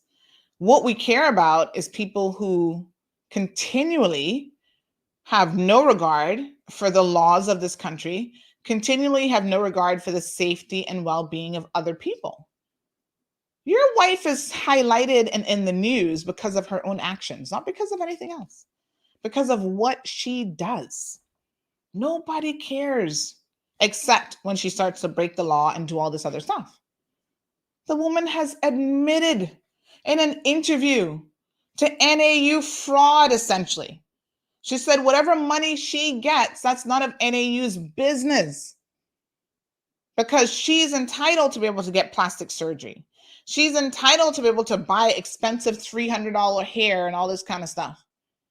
She's entitled to, let me not go there, to do all these things, to go out partying every weekend. That's nobody's business, she said, because her children must be taken care of by the people of the Cayman Islands, aka NAU, because her husband is a Caymanian. Have y'all forgotten that interview? It's still there. Go and listen to her own words and her attitude. And this man is supporting this kind of foolishness? He should be ashamed of himself. What kind of man is that? Now, I know men not really running households anymore, but geez, they should be if they got any sense. Forgive me if I don't think that you should have imported this lady from Jamaica, of all places. And when I say that, I don't care if she's from Jamaica or Honduras or wherever. I don't care. You've imported her to be a burden on the people of the Cayman Islands. Why not go back to her country and be a burden on the government there? I'm sure the Jamaican government will sort you out in a hurry. We pay for NAU. If y'all think NAU is free, you have no idea.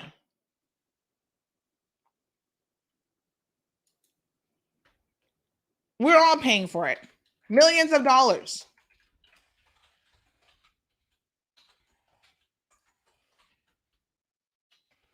And we shouldn't question that? Well, I know one thing. I'm going to be questioning it because it's wrong. I shouldn't have to pay for slackness.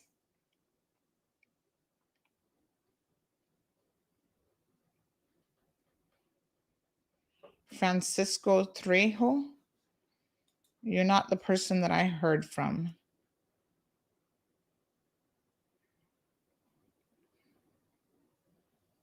So I don't know what you're talking about.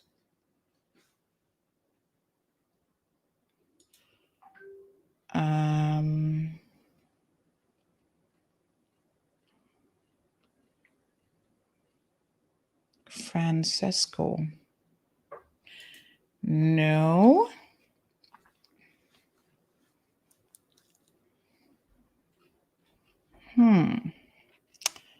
Let me see. Because if you think you're the person who messaged me yesterday and you're saying that I must look at my dates, well, WhatsApp is very easy to check and to verify. Now, don't be outing yourself if it's not actually you. You might want to be careful, as they say, thou does protest too much. Because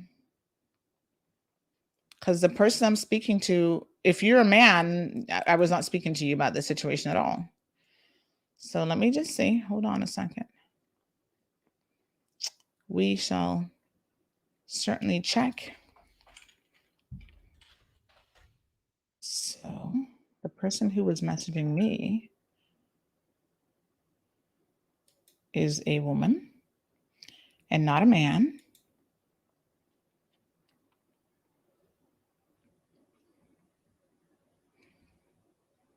So I'm a little bit confused.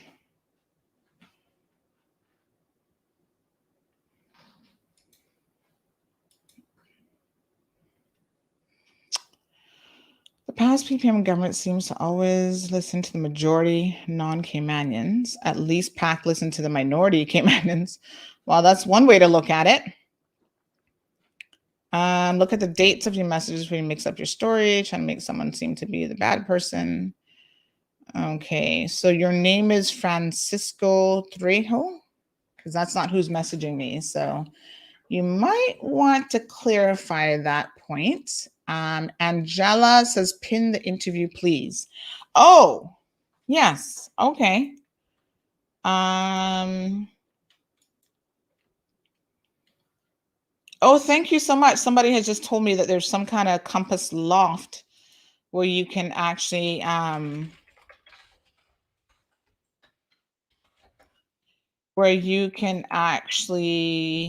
hold on, have a party, I guess. Okay, I don't know anything about that, but let me get this link for the person who's just requested it. Yeah, go back and listen to the interview. It's all there for everybody to see for yourselves what kind of people we're dealing with. Ms. Zalda says the majority of Caymanians, as the majority of 60% expats, call us finally being paid attention to the PAC government. All right, send the link to the interview. Yes, there you go. It's there. My wife worked there too, and I can't go to work, and I need food in my house, me and my family. I reach out and still didn't get any responses yet. Works at Georgetown Primary. Aliano says we forget the senior citizens crying in NAU, and we have this train wreck woman flossing. Oh boy.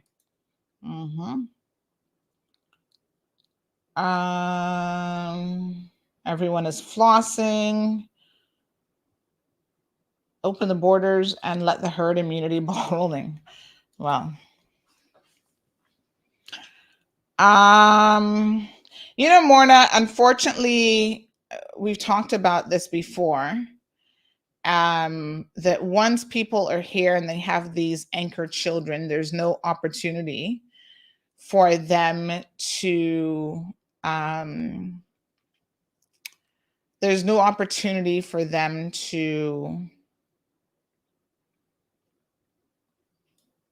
be returned in most instances. So, we're saddled with that burden. I must have a party? You got to be joking. No, honey child, that will not be happening.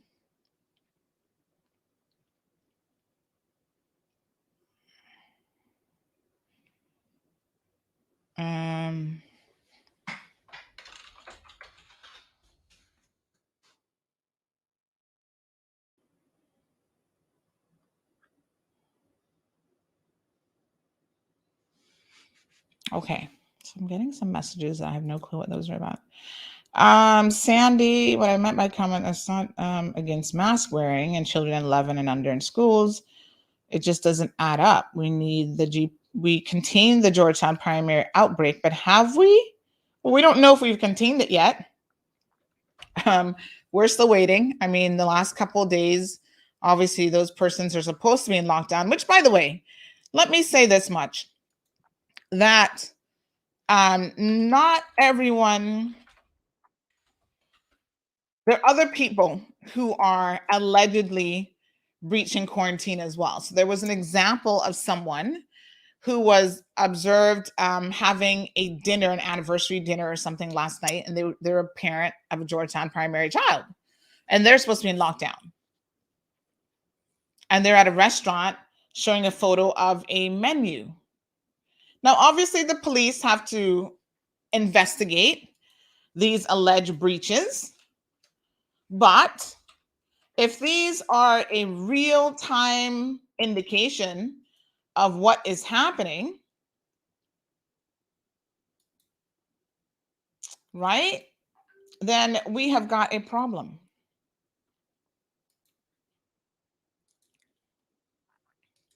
These people are saying they're out on a date night. On a date, kind of nervous. And this was Instagram stories, which are real-time stories. How can you be on a date if you are supposed to be in isolation? And y'all love yourselves and Instagram so much and social media that you are outing yourselves. Are you actually on a date last night when this Instagram story was posted? Is there any way to post an Instagram stories? You guys have to tell me this because I'm really not that IG savvy. Can you post Instagram stories from like sometime in the past? Because if this person was actually at this restaurant, and I can't quite tell what restaurant this is. I was looking closely at the menu. And it looks like it could be a steakhouse because there's a whole section about steaks on the menu. You see how they have the little cow symbol and they have all that information on steaks? This is a steakhouse because a regular restaurant isn't going to give you all of this information on the types of steak like ribeye, tenderloin, and tell you all the little graphs, and you got a little picture of the steak of the cow, telling you what part of the body that particular sirloin tip comes from. This is a steakhouse. And the number of steakhouses in Cayman are actually very, very limited. So I'm confused about these individuals who are going on dates, allegedly. Oh, somebody says that's the kitchen at Fidel's. Fidel's has such an extensive menu. Boy, y'all know your food, though. Oh, y'all are like real detectives around here. I guess I don't really eat at Fidel's, but they have such an extensive steak menu. What a mess. Well, supposedly this person who's supposed to be in quarantine is out and about. Somebody sent another person yesterday out and about. So here's what you do. Send it to the police, investigate. Travel time tells you to send all reports to the RCIPS. So Perla, we are waiting for the government to penalize these. And this isn't a question of Alden versus Wayne Panton. This is the RCIPS. So thank you, Jared. He says, yes, you can, but a timestamp will be shown on it. Oh, interesting. Oh, somebody else says the kitchen is separate from Fidel's. A different place. The kitchen focuses on steak. Oh, okay. And sure. Y'all not easy, you know. Gotta love me some. Oh, the kitchen is right next door. I've actually been to the kitchen, I think, for lunch, but I didn't see all this steak stuff going on in the menu. But listen, my amateur detectives are on the job, and they have proven to me that that is the location because there's the menu. We see bar snacks, and we see steaks with the same little photos of the steak, of the little cow, and all that kind of stuff. That is certainly that menu right there. Same menu, honey child. Interesting. So now we've narrowed down the location of the individual. Police, we've solved 75% of your case right there. You just need to verify it. Verify that they were there last night and that they have a child that goes to Georgetown Primary. And that's another one that should be in court for breach of.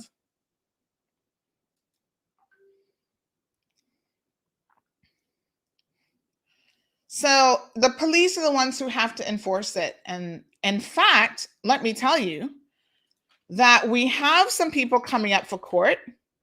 Now, these people need to be ashamed of themselves because they sit on boards. Oh my gosh. 2 West Bay men have actually been charged with breaching quarantine. Mario Eduardo Arbarca Cervera, what a name. And Richard Lonnie Parchment. Now, someone said to me, I don't know who Richard Lonnie Parchment is, but they said, isn't he the deputy chairman of the Port Authority? And I said to myself, he is? Richard Lonnie Parchment. Let me see. Richard Parchment. I feel like I should know who he is. Richard Lonnie Parchment. Let's see. Need a photo.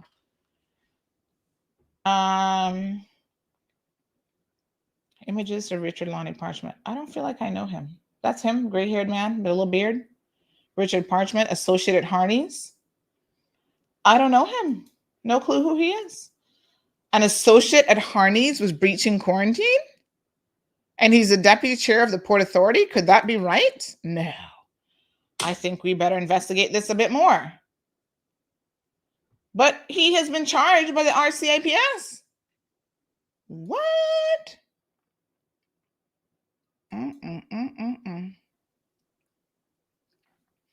So he's going to be in court next month. Wow. Sure enough, he's on the judiciary list from 7 days ago, permitting a person to visit him whilst in quarantine. Wow. Y'all know how to make people look bad, though. Permitting a person to visit a place of quarantine. Lord Jehovah.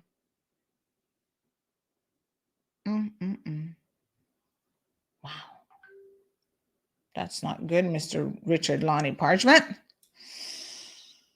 Wow.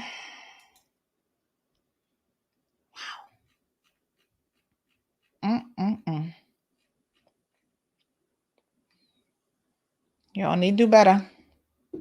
I'm just saying. And it doesn't matter to me that you're Caymanian, I'm guessing, with the last name Parchment. And it certainly doesn't matter to me that you're a lawyer. Although that's kind of sad, though. Are you really a lawyer? In breaking the law? Well, like you mentioned earlier, not all lawyers are the same, is it? As it turns out, some of them just have no regard for the law themselves. What a hot mess. Says here that he has a Bachelor of Arts in Education. Is this the same guy? Special Education Teaching. Bachelor of Theology. Is this the same person? Government consultant? Or is there more than one Richard Lonnie Parchment? I don't know.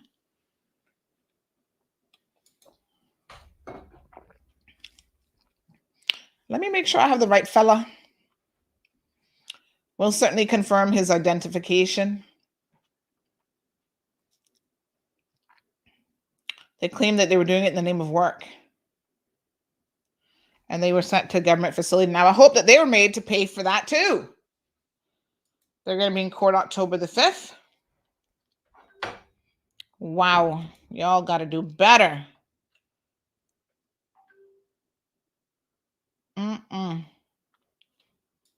Wow.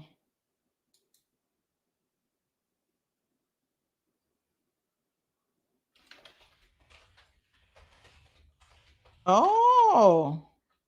See, I was thinking that was another Parchment. People are helping me solve that mystery here.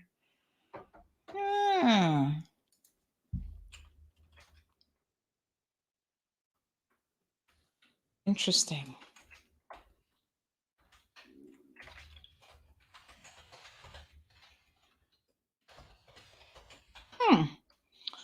That's a little mystery to be solved this morning before that story goes live. No, I think that there's two Richard Parchments, I'm sure of it. And I'm sure that the reason why they have his middle name is for that precise reason, because there's actually two Richard Parchments in Cayman. You see, this is when you listen, when you have a last name like Ebanks, Parchment, what are some other popular, Bodden, try and pick a first name that distinguishes your child from everybody else, because there's just too many of them. So, I'll confirm which Richard Parchment this is.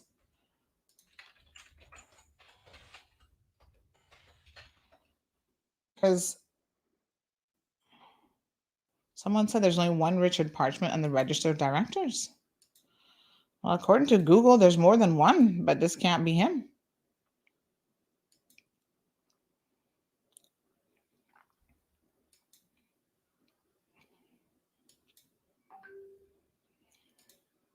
So it must be, I mean, I've only ever heard of one, so this is a little bit interesting.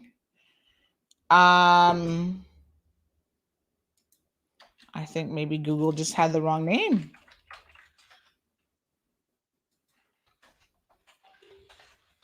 Don't worry, we'll get that sussed out here quickly. Okay, so someone said he went to school with me and was always called Lonnie. Oh, okay. Oh, a work-related reason for breaching quarantine? No, Bobo. That's not gonna work. No bueno.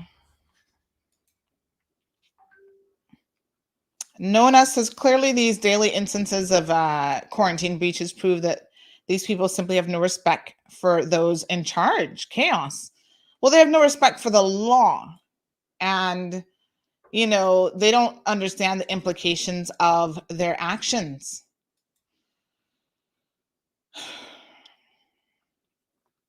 It's unfortunate. I didn't even know the kitchen was a steakhouse. Miss Elaine says it's one of the best steakhouses on island, better than Steak Social. I guess I'm just not a steakhouse person, but I do love me some, what's the one there in West Bay Road? I think they've had a slight change in name since it's reopened. I think I just was talking about it. Oh gosh, what's the name of it? Oh, right by the Strand. Copper Falls? I think the name is now just Copper Falls or something. I don't know. They've changed the name. But anyhow, you know what I like about Copper Falls? It's not even the steak, because normally I go there and have chicken or something else, which is kind of funny. You go to a steakhouse to have chicken. But their side dishes are to die for. Oh my God. Have you had their mac and cheese? Oh. Do they do a creamy spinach as well? And a corn? Their side dishes? I live for the side dishes. I could go there and just eat the sides. Forget about the steak. But I've not been to Steak Social, so I can't compare it. But maybe I'll go to the kitchen and have a steak then.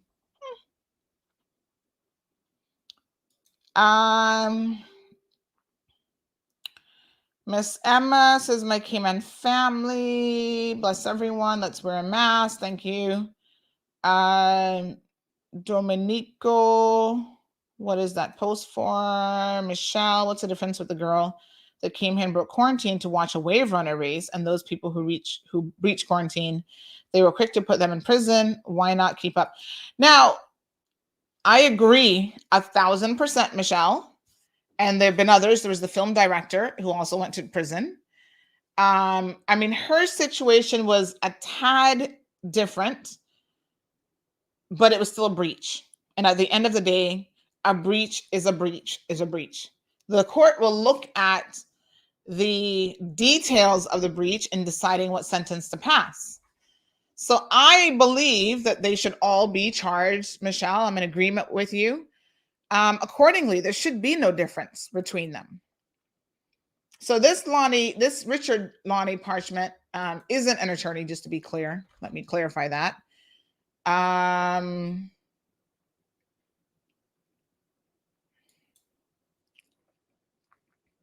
Now I'm aware of who he is. Now I see, which is very interesting.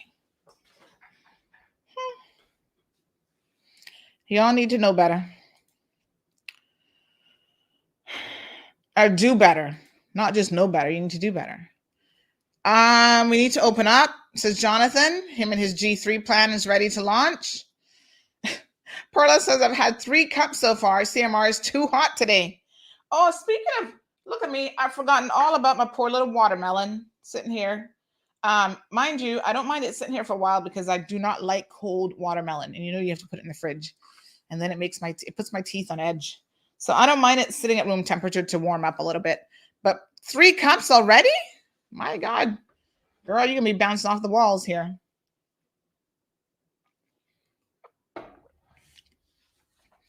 They think they're above the law, says Emma, because of who their friends are. And sometimes it is so.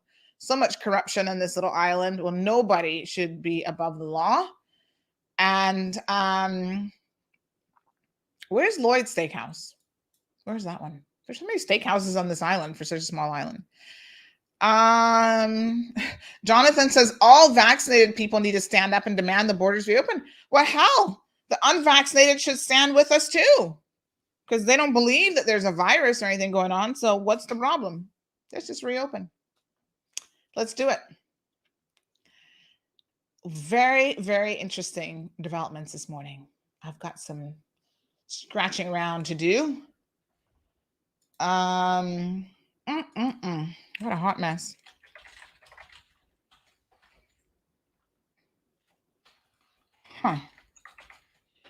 Y'all know that you can't be finding any excuses, folks, as to why you shouldn't comply with the law. Come on now. Oh, I hate to see Caymanians do this.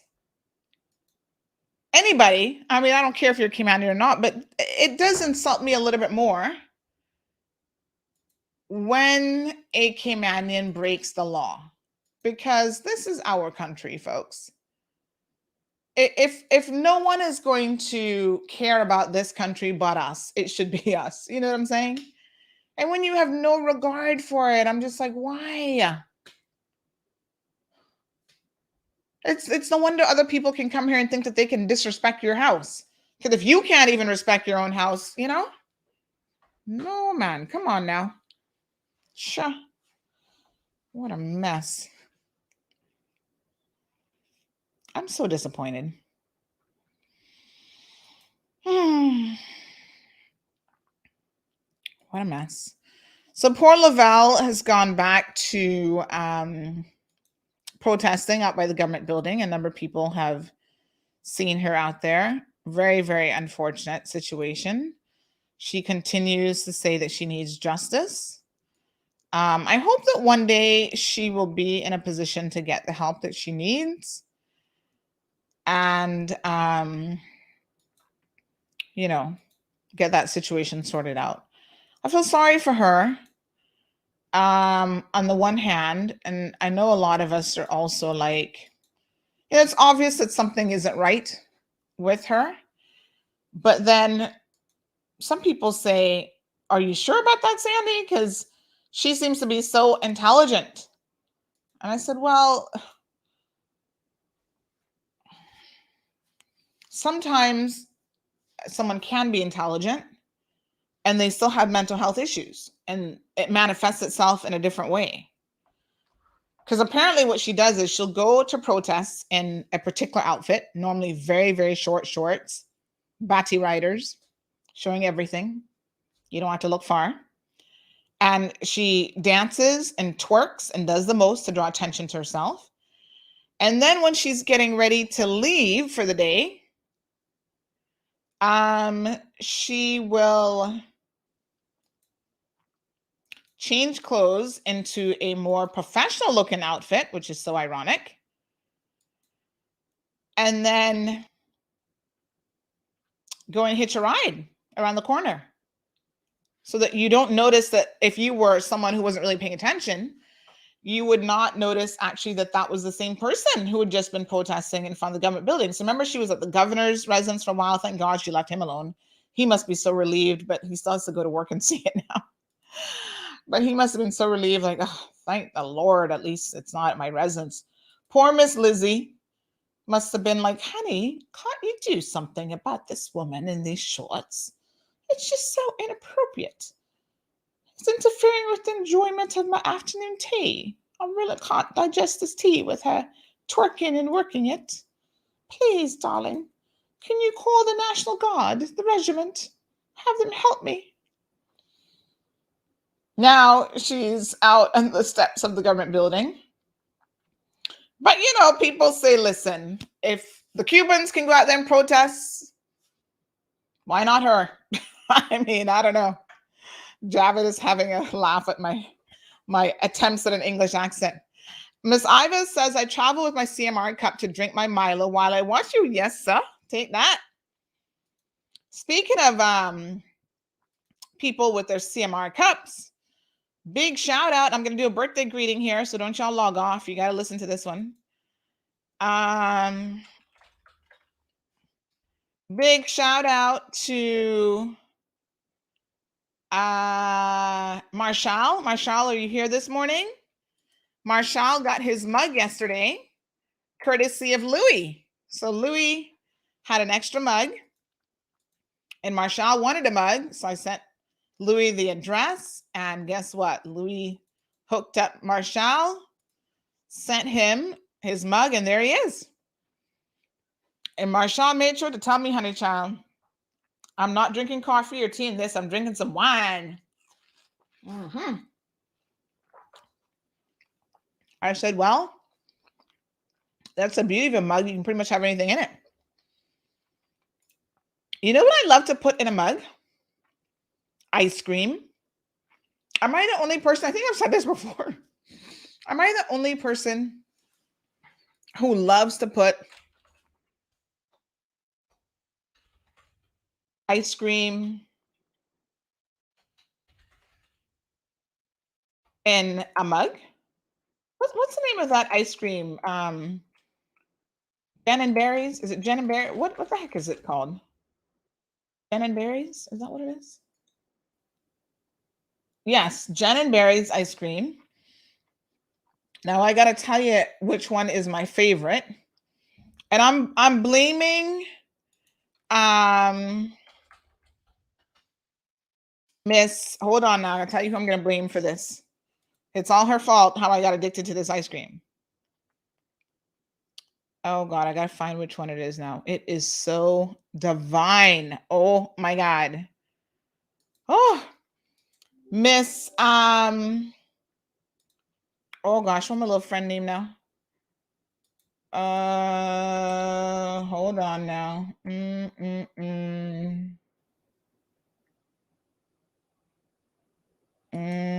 Hold on.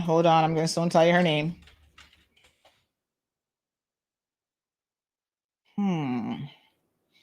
Her name is escaping me. She don't want to get blamed for this morning. But she's gonna be at fault for the extra pounds that I'm putting on. Oh Lord. Oh, Margene. Yes, this is the fault of Margene Ebanks. I wasn't gonna let her get away with it.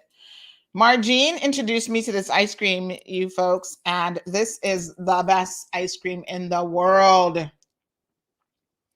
Seriously, I wouldn't lie to you about this. Let me see if I can find it. Where is it? But yes, I love ice cream in a mug. Because you know what? I like for it to melt just a little bit. Not a whole lot. So it's not like you're eating a full, whatever. But I like it to melt just enough to be able to kind of scoop it out with the spoon at the bottom. Now look at this Jen and Berry. One day I saw her at Foster's and Countryside. She's like, Sandy, I was walking through the ice cream section. I wasn't really planning on buying any ice cream, but she's like, oh my God, Sandy, you got to try this one. I was like, I don't even like coffee. But listen, coffee toffee bar crunch is the best ice cream. Oh my God. Like I said, I don't really like ice. I don't like coffee. I don't drink coffee at all. But I will indulge in coffee flavored ice cream and the one drink there at Cafe del Sol, caramel frap or whatever. That has coffee in it, a little bit, I guess, coffee flavored or whatever. And I like to drink that, but I don't drink coffee. You'd never be able to offer me a cup of coffee. But this ice cream, y'all need to go get you some at Foster's. I don't know who else sells it, but I bought the last one. Was it yesterday or day before?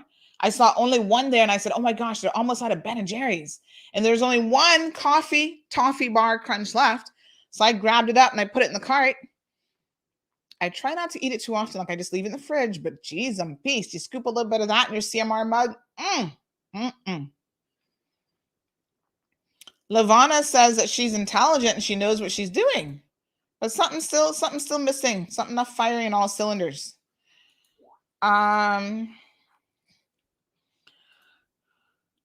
Lydia says very good English. I don't know. I'm sure English people listen to me and they think, what the hell is wrong with her? I need to go to London for a week so I can come out with a proper English accent. I'll be having tea with the Queen.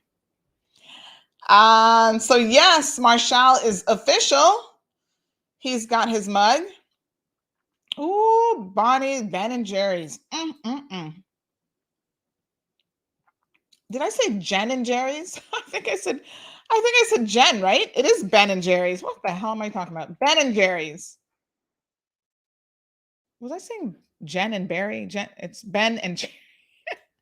You can tell how much I'm into ice cream. Not a whole lot, but this particular one, whew, I'll eat that any day of the week. Trust me. So a bit of good news. There's a young lady here who's celebrating a birthday. She's 5 years old. Let us all join together and wish Miss Kaylee a happy birthday. Look at that little princess. Isn't she adorable? I love her little princess dress. So cute. Oh my goodness. And here's the good news. She's one of those children that goes to Georgetown Primary. So unfortunately for her birthday, she is in lockdown. Patricia can understand the Ben and Jerry's therapy, chocolate therapy. Thank you, Miss Vernita. So this little doll is 5 years old, celebrating her birthday, but she's in lockdown. But you know what? She's obeying all the rules. So there's some people who wanted to make her birthday special, and they arranged to do just that by sending little Kaylee a cake, and she got balloons, she got some pizza. So big shout out to Oscar, Nancy, Yadela, Jesus, and Sherry, who made her birthday fantastic despite the fact that she had to spend it in lockdown. Look at the video. Happy birthday to you.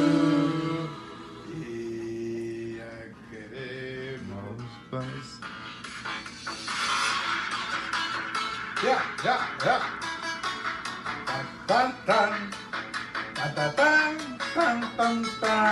Yeah, 2 cakes. She's so special.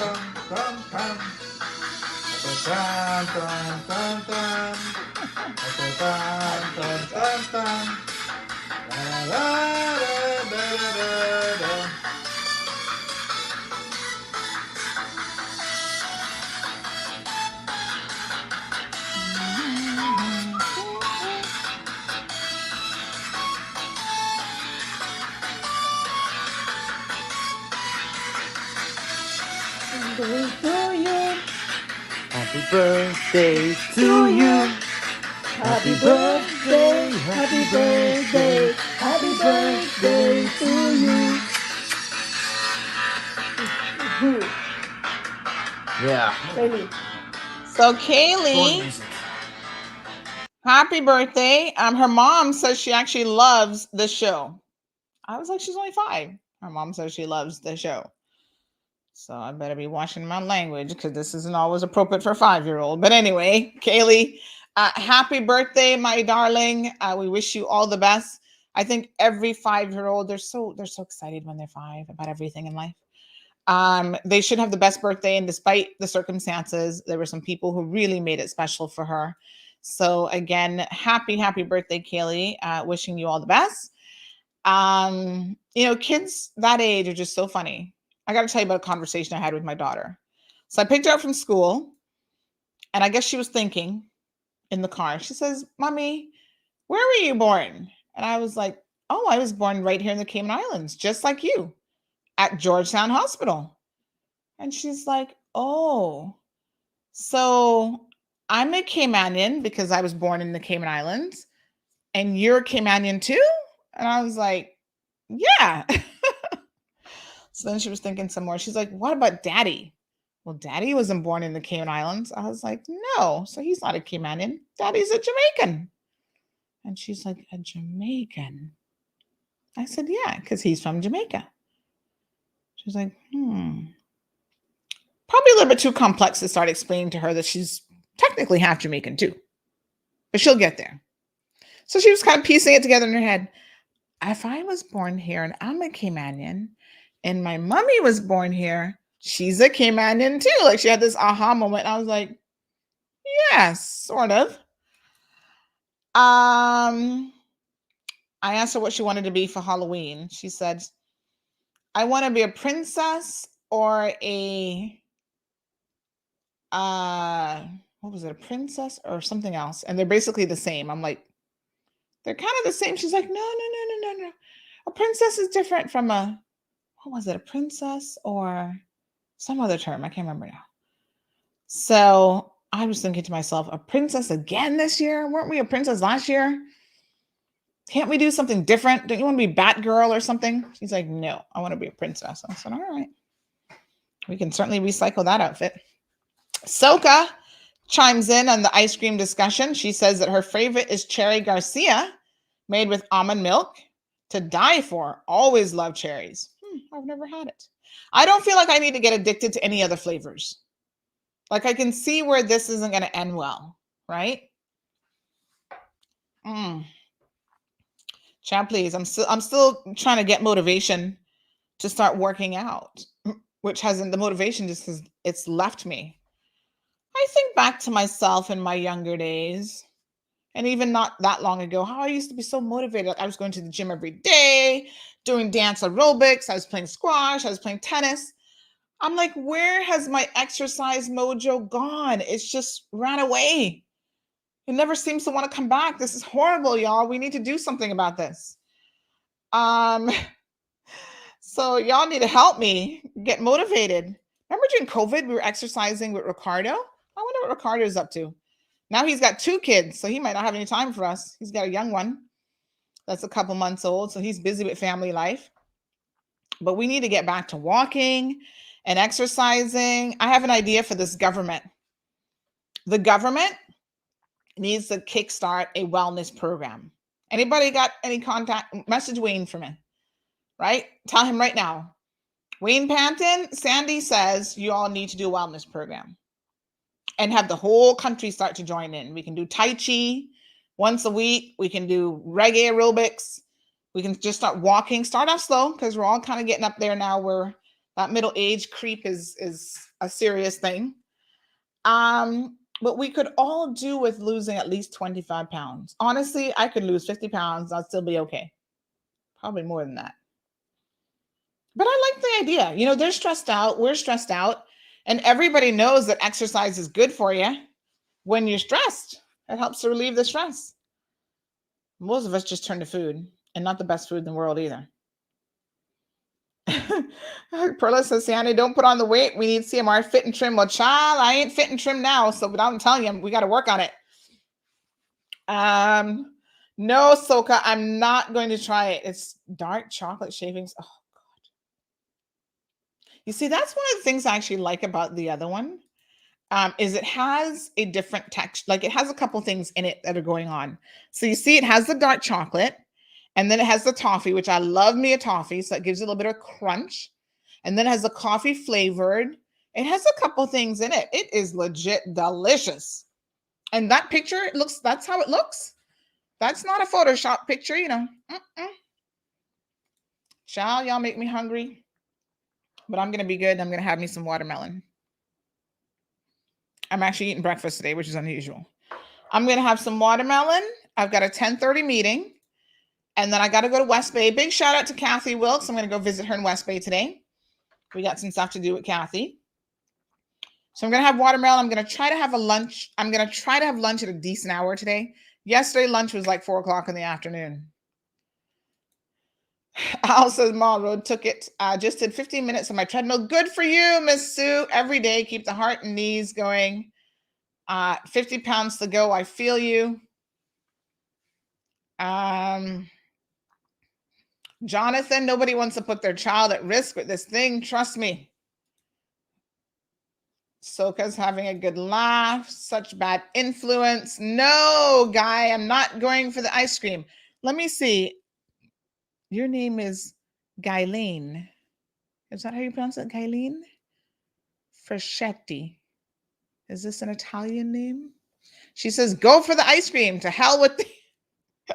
Forget the watermelon. Go for the ice cream. Does anybody make like watermelon flavored ice cream? You guys are the worst. You're supposed to be encouraging me to exercise and lose 50 pounds, not go eat ice cream for breakfast, especially. Oh my God. Thank you so much, folks. Anything else we got going on? We're pretty much out of time. Let me just have a look at my little list to see if there's anything else we wanted to talk about. So Pfizer for kids are coming. The FDA might make a decision this week on the booster shot. So they will be voting on that. We talked about the new travel policy in the US.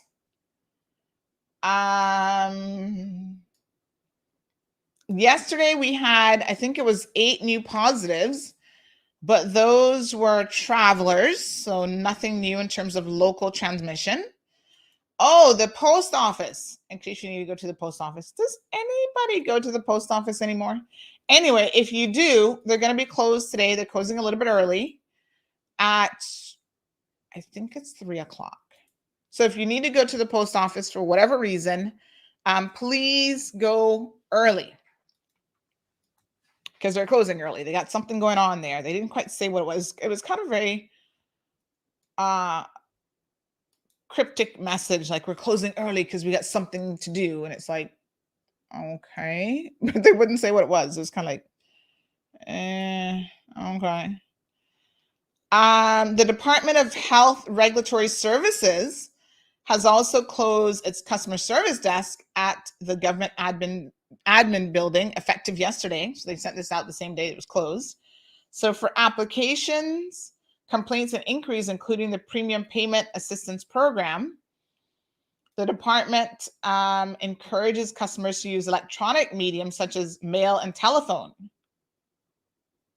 Telephone is not electronic, is it really? Okay, I guess it's been around long enough. Hard copies of the forms may be placed in the drop box at the government admin building. So DCI has also announced, this is Trade and Business Licensing, that, well, they've been online for a minute now, and they're encouraging all of you to use their online services as well. Nobody wants you coming in contact with them. And I say, you know, on the one hand, I guess maybe some people don't have the access to do stuff online, but there are businesses like, check out Odell Suarez over in Dorsey Place. He'll help you with online applications and stuff like that. So a lot of people are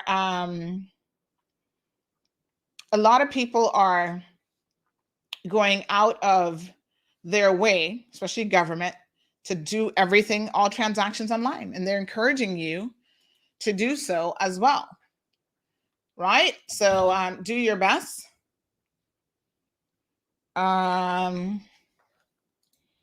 To follow those protocols. All right, my beautiful people. Anything else you got for me? Miss Sue says, absolutely right. Cole will be here no matter what or when we open. Thank you, Acer. Thank you, Soka. French name. Most letters are not pronounced. Well, I never took French. I did Spanish, so I faked the French. So I don't know. Which letters are silent, do you think? I have no clue. Jonathan says if it's the children that everyone's worried about, we'll never open up unless we decide not to have children for the next 10 years till the CIA government figures that out. Well, no, I'm confident that the vaccine for children is coming.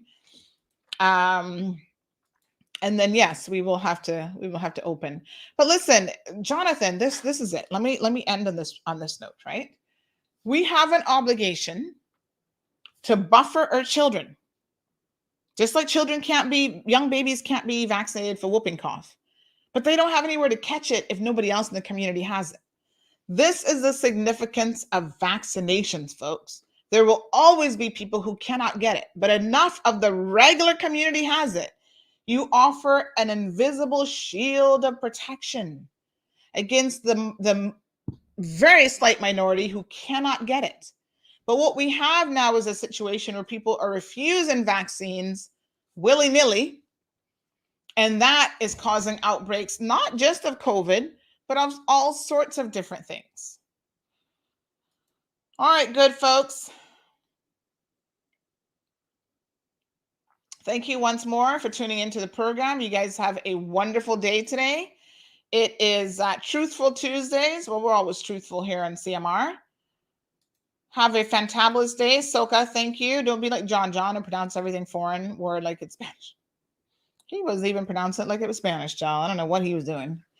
But anyway, we won't go there. We won't leave poor John alone. I think John must think I don't like him. And I don't actually know him to like him or not like him. But he has had some very interesting moments. I got to tell you.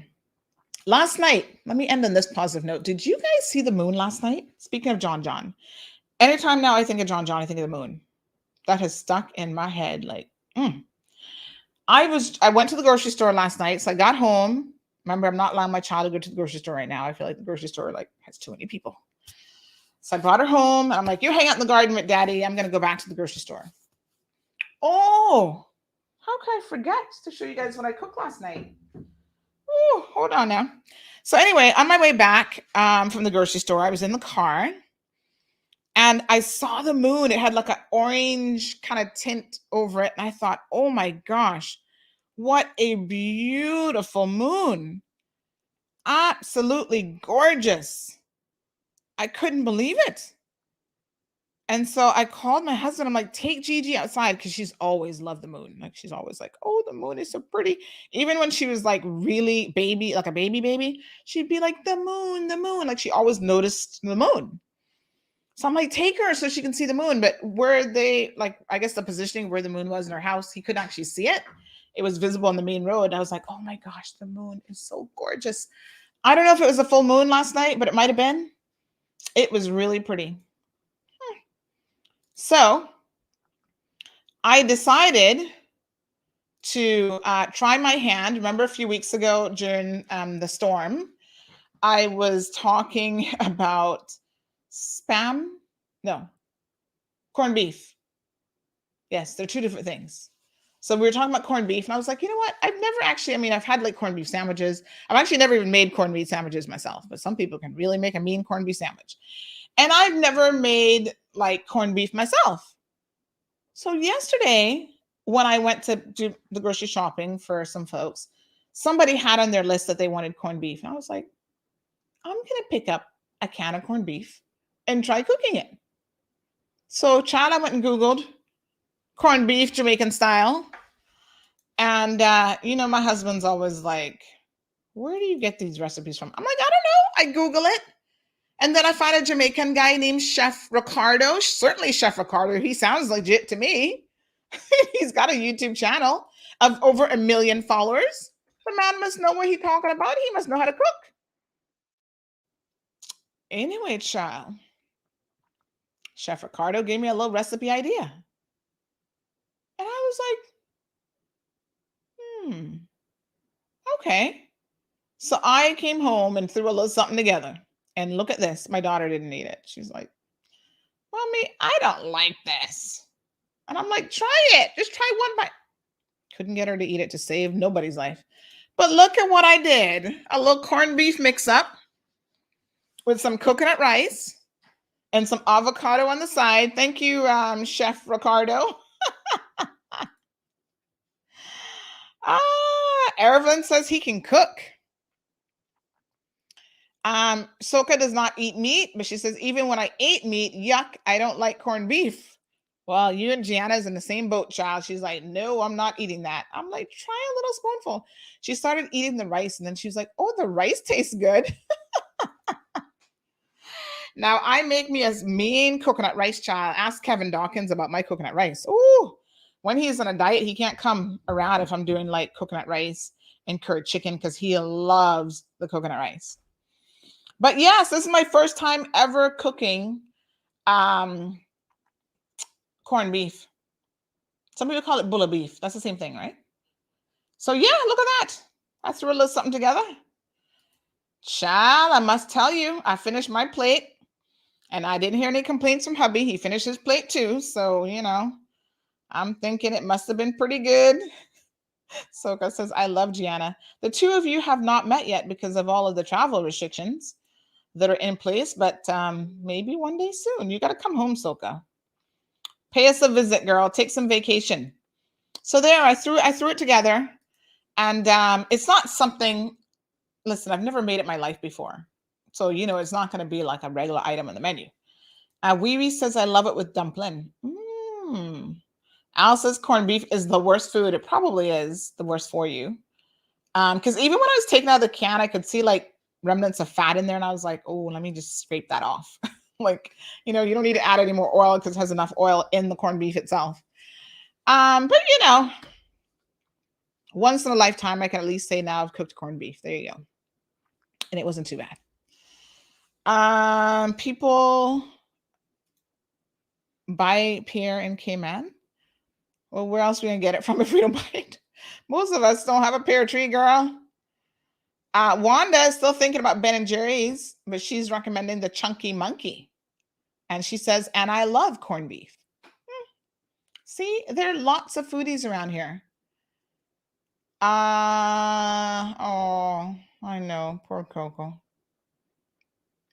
Wait a minute. You met Gigi? Why don't I remember this? Anyway, she is 5 years old after all. It seems like the time is going by so quickly. Yes, I was thinking about cabbage with it, and then I thought, oh, that's more work than I really feel motivated to do.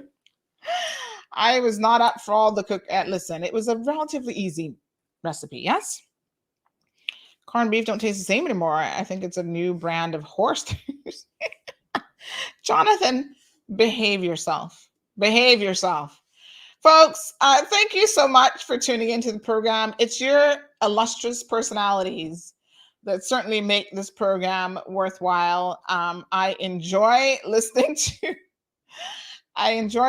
to and reading your comments. Thank you so much. Al reminds us that moderation, I guess. I eat ice cream every day, even though it's vegan. Every day? What? Every day? Like every day? Wow. And you're so slim and trim. Al, I got to find out what your secret is. Maybe you're actually exercising. But yes, child, I couldn't. Oh, no.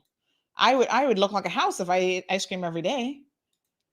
Child, we need to talk because I'm interested to know what your secret is. I thought pear trees were in abundance in Cayman. Soka, nothing is in abundance anymore, especially not since what storm is this that we just had? Grace? Grace, come and mash up the place, child. Nothing is in abundance anymore. But even before then, like, I don't feel like pear trees are really that much in abundance. I don't know. Anyway, I got to go. I got things to do. Y'all should be working, trying to earn some money. Al says he's on the bike right now, exercising, as a matter of fact. Good job. It can be eaten with cabbage, steamed cabbage before, and then add the corned beef. Yeah, because the thing with the corned beef is it is very, the texture of it is mushy, and you can easily overcook it for sure. I can see where that, so you always want to kind of add that last. Like, do all your seasoning first, your fresh, scallions and onions and everything else. It's kind of like ackee. When you're cooking an ackee and saltfish dish, cook up your saltfish first, do all your seasoning and everything, and add the ackee last. Because really, even if it's raw ackee, you only have to turn that a couple times and that's done. You don't have to overcook ackee because then it just like falls apart and it's not quite the same dish. All right, beautiful people. I wish you all the best in terms of a productive day. Grace took down a gooseberry tree in my grandmother's yard that Ivan didn't even take down. Yeah, I think a lot of trees were weakened over the years. So Grace did a number on them for sure. All right. Best soup I ever had was my aunt's corned beef soup. What? There's something called corned beef soup? I've never heard of this before. Can somebody make me some corned beef soup? Because I don't even know what that is. Folks, enjoy your day. You guys are wonderful. I appreciate the support. Thank you so much for tuning in, and I'll see you guys tomorrow. Thank you for tuning in to another edition of The Cold Hard Truth. Make sure to check Facebook for showtimes and more information and the latest news at CaymanMarlRoad.com. Subscribe to our IG and Facebook pages to get the latest happenings.